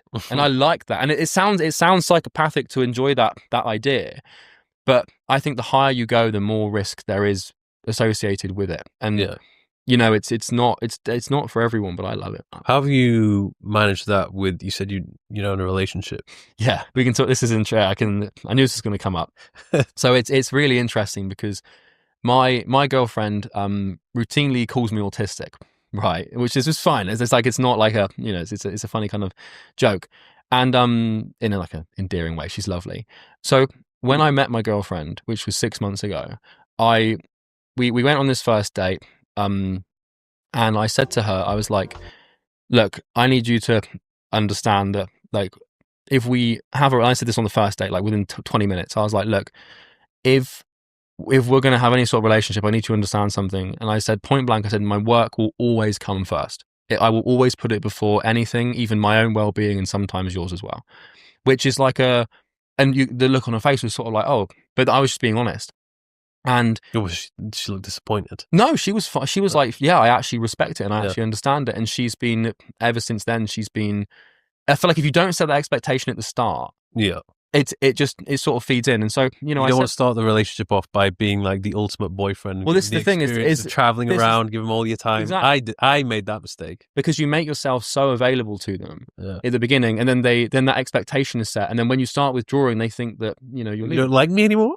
Yeah, exactly. You don't love me anymore, and it's like I've never had that with my girlfriend. I'm not going to say her name because it's it's personal, whatever.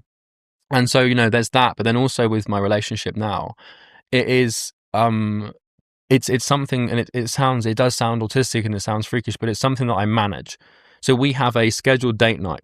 We have monthly relationship check-ins where I've got a 20-step Google form that I will answer, like, she'll answer it and I'll answer it. And it's like, are our needs being met? Are we communicating properly? Is there anything underlying that we haven't discussed? Because like the thing is like, again, this isn't normal, and it's not something that I don't think it's recommended for any normal person to do. But it would probably help quite a lot of suffering marriages, no doubt. And what you do, if you systemize communication, and if you create these systems for like for example, like if I'm my girlfriend knows because she lives with me now, and days that she's not working or days that she's around the house, leave me. Well, we've got this sort of heuristic where it's like a rule. It's like between the hours of 7 a.m. and 7 p.m. no disturbances. And I say to her, because what girls are like, they want to talk, they want the attention, and in order for us to have a healthy relationship, she still needs to receive affection and love and all these things. And so, like, I say to her, if there's anything you want to talk to me throughout the day, whether it's about, the color of nails you should get done, or something someone said to you at work, or this, put it on your notes app and we'll talk about it in the day. And that way, it might sound like weirdly autistic. Yeah, and it is. It is. But the thing is that it actually works out better, because that means when I sit down to talk to her at the end of the day, or when she wants to talk, I actually hear her, and it's like I'm not on my phone or trying to do a meeting or whatever while she's trying to talk to me. It's like it's actually allocated. And I think that navigating relationships and stuff, when you have that weird obsessive work thing, can be difficult. And I think that a lot of, you see billionaires, their marriages blow up all the time. Just because they're hyper-disciplined men of extreme intelligence doesn't mean that they're getting everything right. You Bill Gates and Melinda Gates break up, Jeff Bezos breaks up and stuff. And, their relationships are far from perfect. But I think, like, I've got a hunch that if you understand each other really well and what you both need, and you can systemize communication. Another example is we have this date night, and then what I've done, and this is autistic, is I've got a spreadsheet for movies and dinners. So every restaurant we go to, we will rate it, and every movie we watch, we will rate it. Because what started to happen with my girlfriend is she'd send me these restaurants, like these TikToks she'd seen, or she'd say, I really want to watch this movie. So I'd start adding them to spreadsheets, and then we'd do it and then rate it, and it's things like that's my own weird way of. It's kind of like, it's like almost like a little business. Like, you track it and you manage it, and you have the sort of items and the minutes and the meetings, but that works for me, and it works. So you enjoy the process of reviewing things? Yeah. Well, it's not because it's like an enjoyment thing. It's just more like, my calendar is so packed and I'm so regimented with it. If I don't make time for something, I won't do it. Yeah. That makes sense. And it's not that I don't think you can systemize or automate a loving relationship. There has to be elements of it that are fluid, dynamic, and it has to move like a sort of organic mechanism. But I think my hunch is that relationships fall apart when you don't communicate, or when expectations aren't properly set. So those are the two. I think that's a very good point. Like, at the beginning, just saying like, hey, this is who I am. The work is the priority. Like, you can be there, or join me, or you can leave. But I think a lot of women, obviously the majority of women, they love the idea of being with a man that is very wealthy.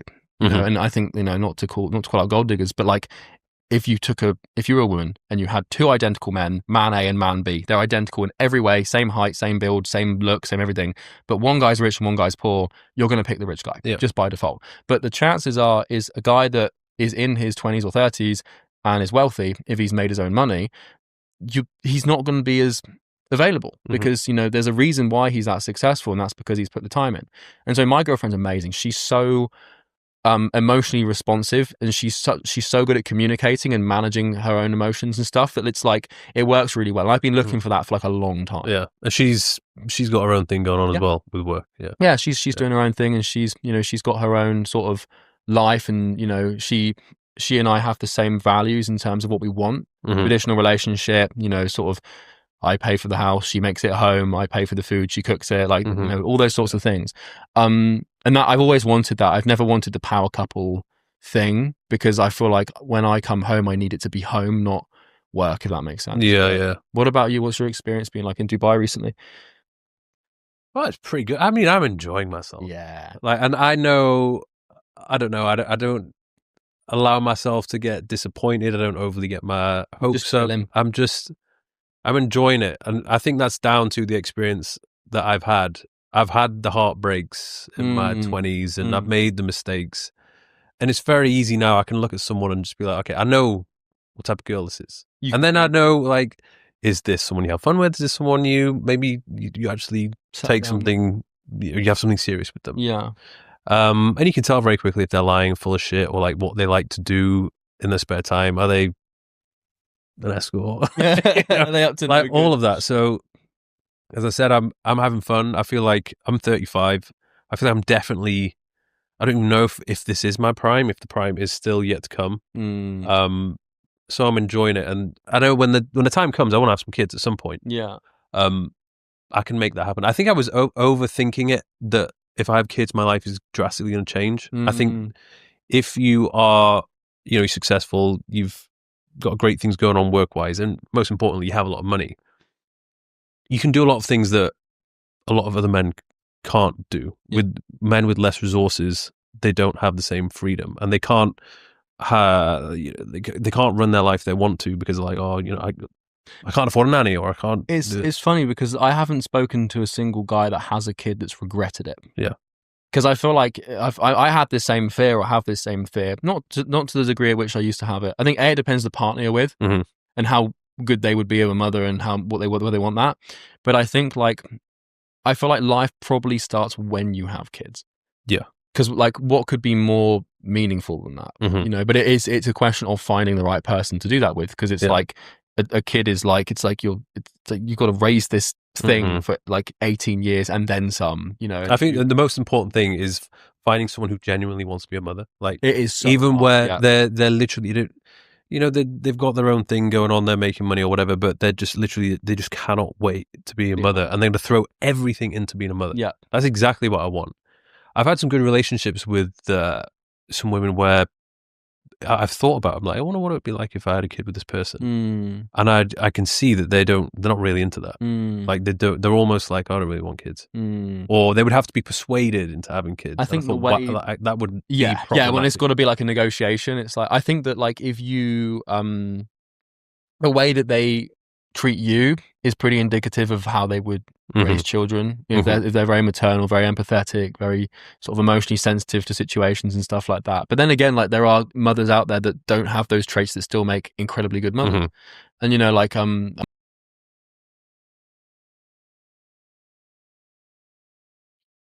Hey guys, I've been listening to Charlie Morgan, and I've been keeping on the guardrails, and it really does feel like they're on the level 150 and I'm on the level 3, and it's a different set of problems that I'm facing right now, and it's a different kind of motivation as well why I'm doing it.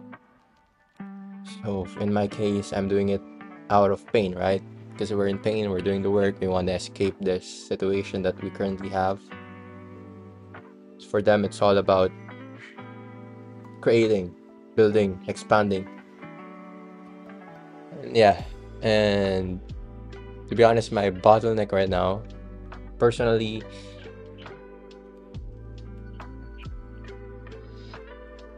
I feel like I know it's gonna work, and to be honest, my personal stuff kind of catches up to me right now, and it sucks. I know I just have to take time, and it really clouds my focus. It clouds my judgment as well. And I've been putting off some work that I need to work on, some systems that I need to do.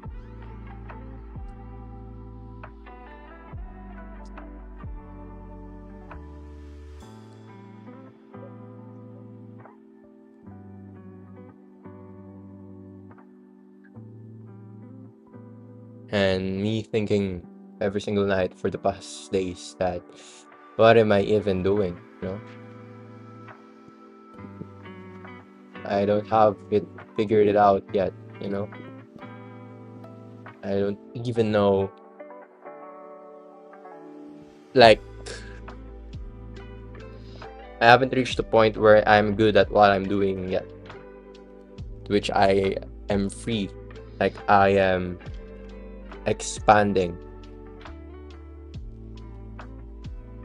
So it's been a tough days for the couple of weeks, and to be honest, I'm coping. I'm not putting in the work that I know I can do.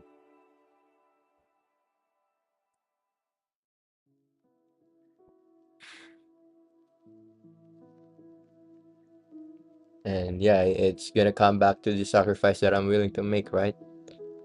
And why I'm doing it in the first place.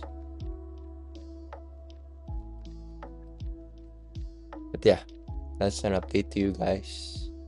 And I'm gonna get some food and then we're gonna continue the pod. I think it's just 20 minutes and it's done. But yeah,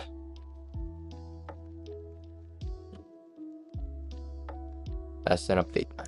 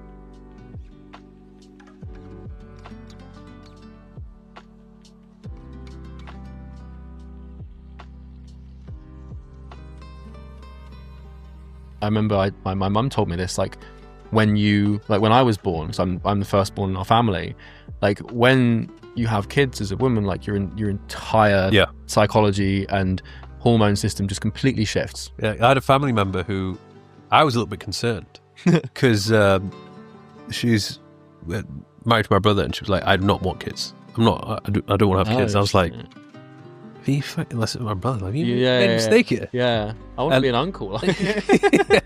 And then they ended up having a kid, and she got pregnant, and she's literally the best mother ever. Yeah. And I was like, wow, what a turnaround. Like, I wasn't expecting this.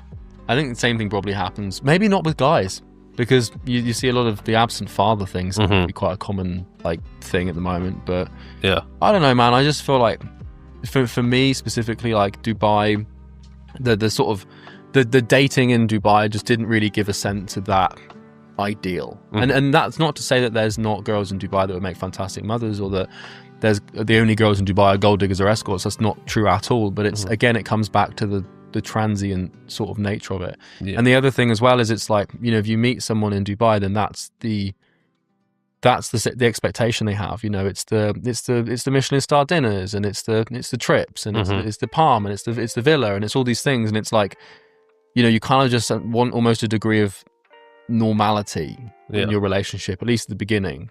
You know, it's like a lot of guys say that they wish that they'd met someone before they came up and had like a day one, but I don't know if that would be a good thing or not. Like, yeah, because it's like you don't know yourself, and you don't really know what you want until you are successful enough to have the option to figure it out, you know. Yeah, and you're probably going to do a little bit of exploring as you go through that phase of winning, which I don't know, day one is probably not going to be happy with. Yeah, well, one thing that's interesting, I think, is when you're a guy and you're like late 20s, like early mid 30s, like you, making friends is strange. Yeah, because it's like you've got all of your day one friends from like school or college, and I've still got like 4 or 5 of my very close friends that I'm good friends with and even work with me at this point. But making new friends in a way that is like non-transactional is fucking hard, man, because you're always like, how much money is this guy making? Yeah, like how many followers has he got, and what does he do, and what's on his wrist. And it's like, it's really hard to like form or nurture like normal healthy friendships. Like I met this guy in the gym, his name's Will, and he was we've seen each other in there a couple of times, and he's same age as me, and I went up to him, I was like, hey mate, like, do you want to get a session? He was like, yeah, fuck it, why not? No one does that these days. Yeah. Like, no one's like sociable. And this is in London, and he's like a nice guy, he's like just a normal guy, he works for like the police and stuff, sound guy.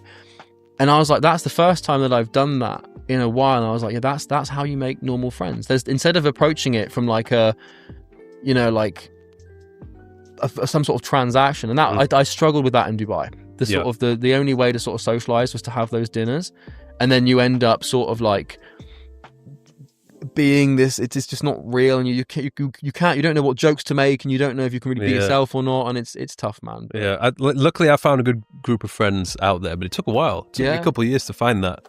And even then at the start I was thinking about, I mean, do they really like who I am, or clout? The clout that's associated with it, or like being tagged in my pictures or on the YouTube videos or whatever it might be. And I was like, didn't really think about that. I used to have that thought of like, you know, when you used to watch like Jake Paul's vlogs and even David Dobrik's vlogs, and you were like, are you guys actually friends, or are you just follow the leader, like, you know, for the pop tag, the Instagram handle or something like that, man? But because a lot of them, they ended up building businesses off the back of being in the vlogs. It's like Corinna Kopf, like the girl from David's vlogs. She's like did the OnlyFans thing, and she's now like making cake. She's making like an obscene amount of money, which is like, you know, like, I mean, hats off to her for doing it, you know. Like, I don't necessarily know if I respect the OnlyFans decision, but it's like, you know, just by being around the right person, you can have that sort of trajectory. But I don't know, man. I think when you get to a certain point, though, you just kind of realize you know who's real and who's not. Yeah. And I know what you mean, because I had the same thing in Dubai. Like, I made some good friends, and we play like 5-a-side football and stuff, and it was like a proper laugh. But that took like serious organization. Yeah, and that's the other thing as well, is then there's Ubers involved, and you can't just go down the pub for a pint and just chat some shit for like 5 minutes. It's like, it's a proper mission, man. Yeah. You got good friends here. Loads of good friends. Yeah. But I've got like, because I got family here. Yeah. And then I've got like my 3 closest friends all work with me. So I've got two guys on our sales team, one guy on our R&D. That just happened. It was through time. Yeah, it was kind of like it was something that shouldn't have worked, but it did.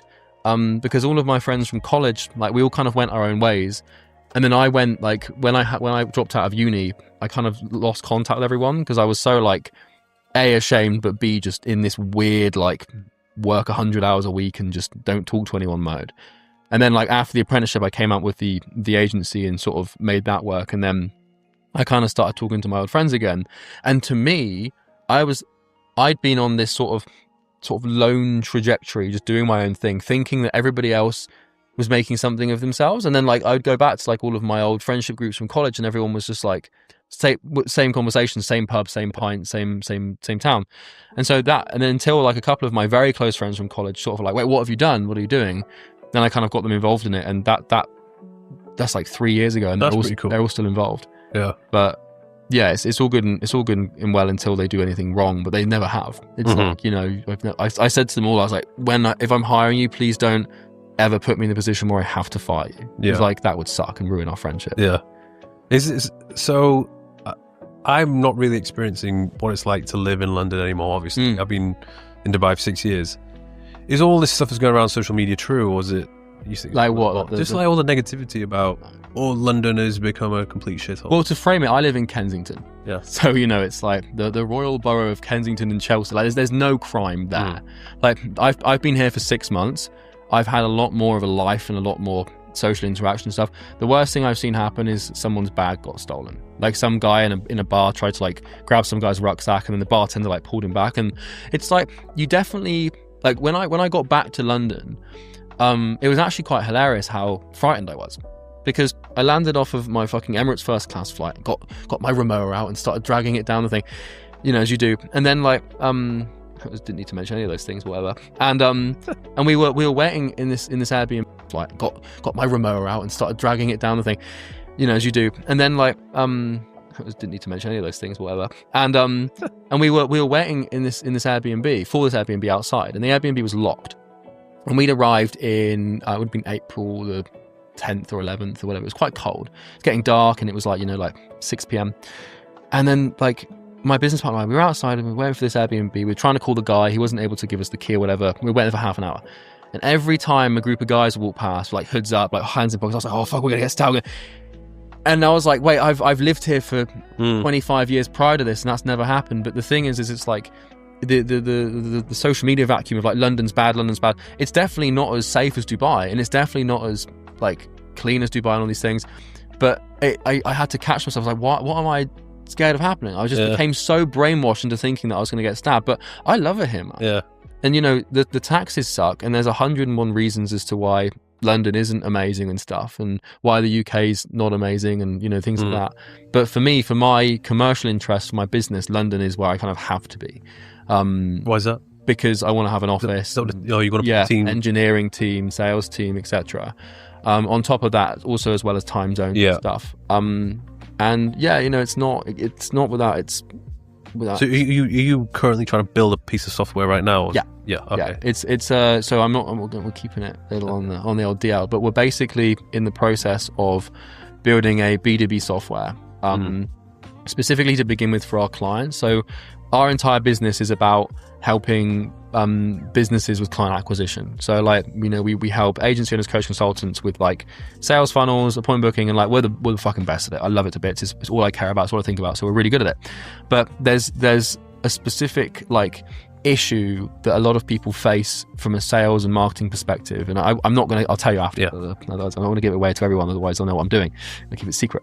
And steal your idea. Yeah, well, no, it's not the idea that it's just more like to cast close to your chest. Yeah. And there's a problem that we have that no software currently solves, that's quite big, and if we solve that problem, it would mean an extra, you know, $500K a year for us. So I'm like, I can build a software and develop something that, albeit is actually quite hard to do, because, you know, we've had to find, like, a whole technical co-founder and build an engineering team to solve it. But that's in development, and we're going to try and launch that probably March to June next year, and we'll start with our clients. But it makes a lot of sense, and that's also why we made the Academy free. Yeah. Is because, like, by that point of launch, we'll have like 150,000 people in there. 25 to 30,000 of which will have actually gone through and done it, got results to some degree, and can then register for the software. Because when you get enough people to trust you and, you know, love your content, anything you release, as you're well aware, is going to be well received. Yeah. And so that's my sort of plan, to bootstrap the software and at least get to like 10 to 20 million a year, which then gives you a 100 to 200 mil valuation, which then you can loan against and buy anything you want and raise and stuff. But that's kind of the phase one plan. Who owns School at the moment? Sam Evans. So has he got 100%, or did he give equity to Hormozy? Well, Hormozy's got a chunk of it. We also invest in School.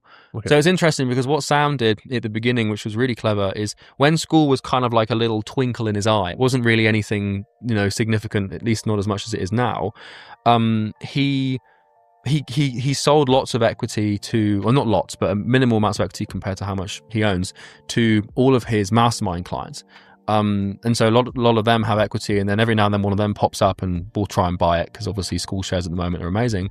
But then he brought Hormozy on. I don't know. Well, it's rumored as to how much Hormozy owns, but it's none of my fucking business, quite frankly.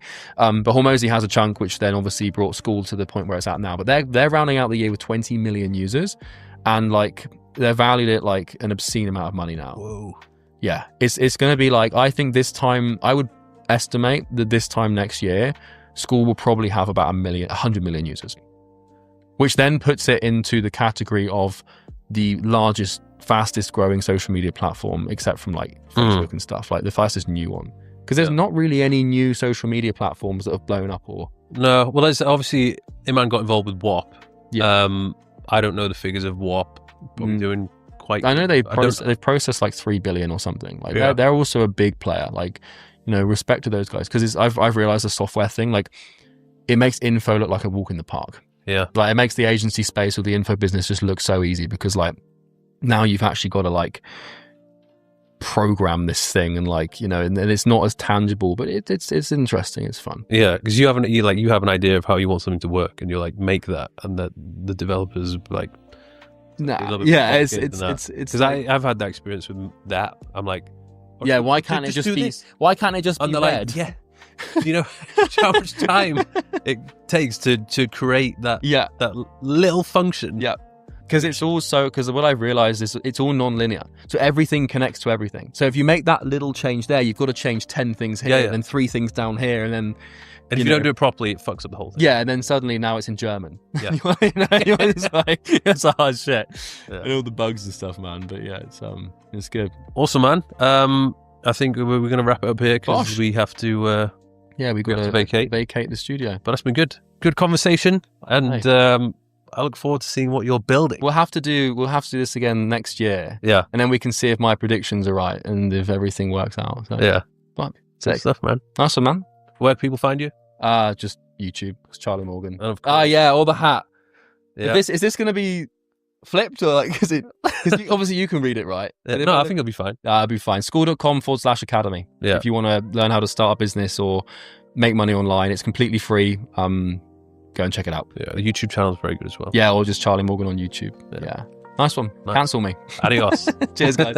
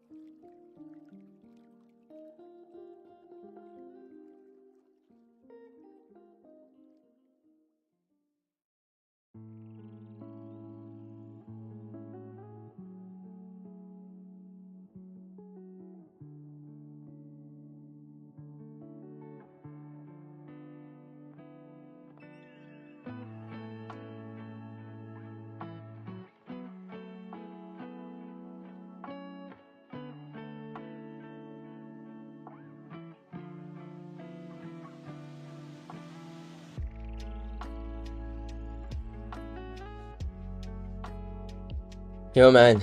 How are you? Saw your comment. Yeah. How are you, man? So, a little bit update. I'm still doing the service delivery right now. Dialing in the methodology. And yeah, to be honest, quite distracted, you know? I'm like in week 12 right now. Already.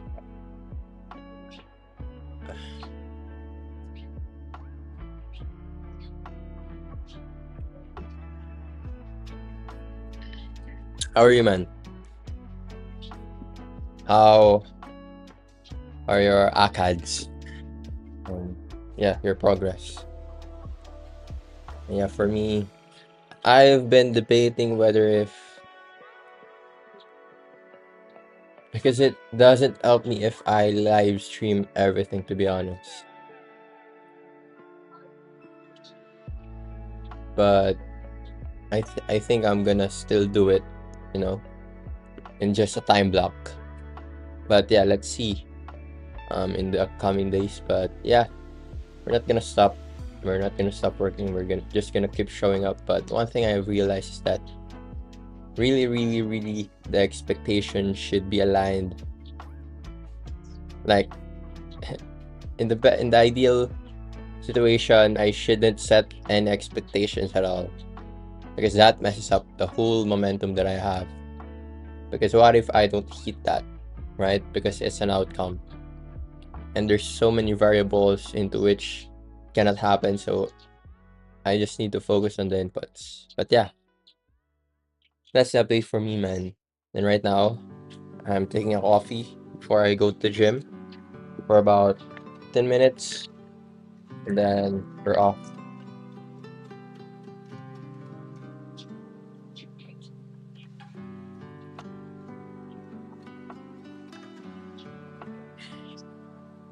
Yeah, man. How about you, man? I want to know.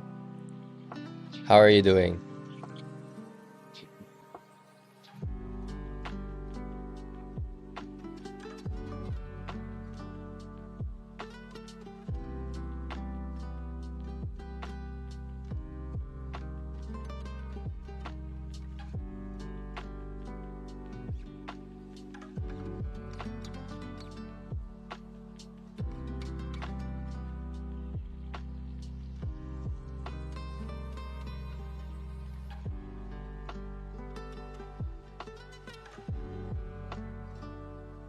What are you reading, man? What book is that? Yep, focus on the inputs. What book is that? For I lock back in. You know, I actually want to read the book, man. If I can. But it's not really a priority right now. It's like if I'm reading a book, I'm actually coping with resistance, you know. But one book that I want to read is an autobiography. It's either by Steve Jobs or Elon Musk, because a lot of the guys are telling me to read it. And yeah. What are you reading, man?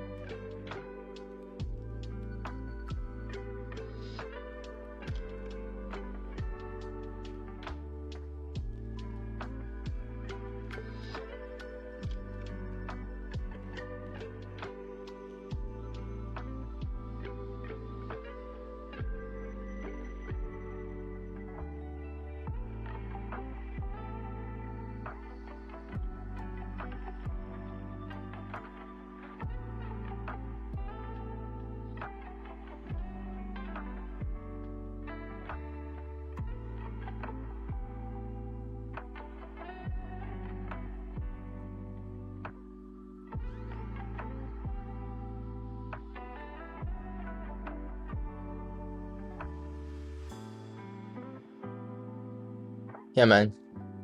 I'm gonna end the live early. And I think tomorrow is gonna be the day wherein I will go for a 12-hour live stream because the schedule allows it to be. And yeah, tomorrow's gonna be a good day for that. And then, yeah, I think I'm gonna end live now. And yeah, guys, life happens, to be honest. I'm quite progressing. But yeah, you know, still showing up, still doing the work. Yeah. We're here to move forward. We're here to grow. And that's all that matters right now. But yeah, I'll see you, man, tomorrow.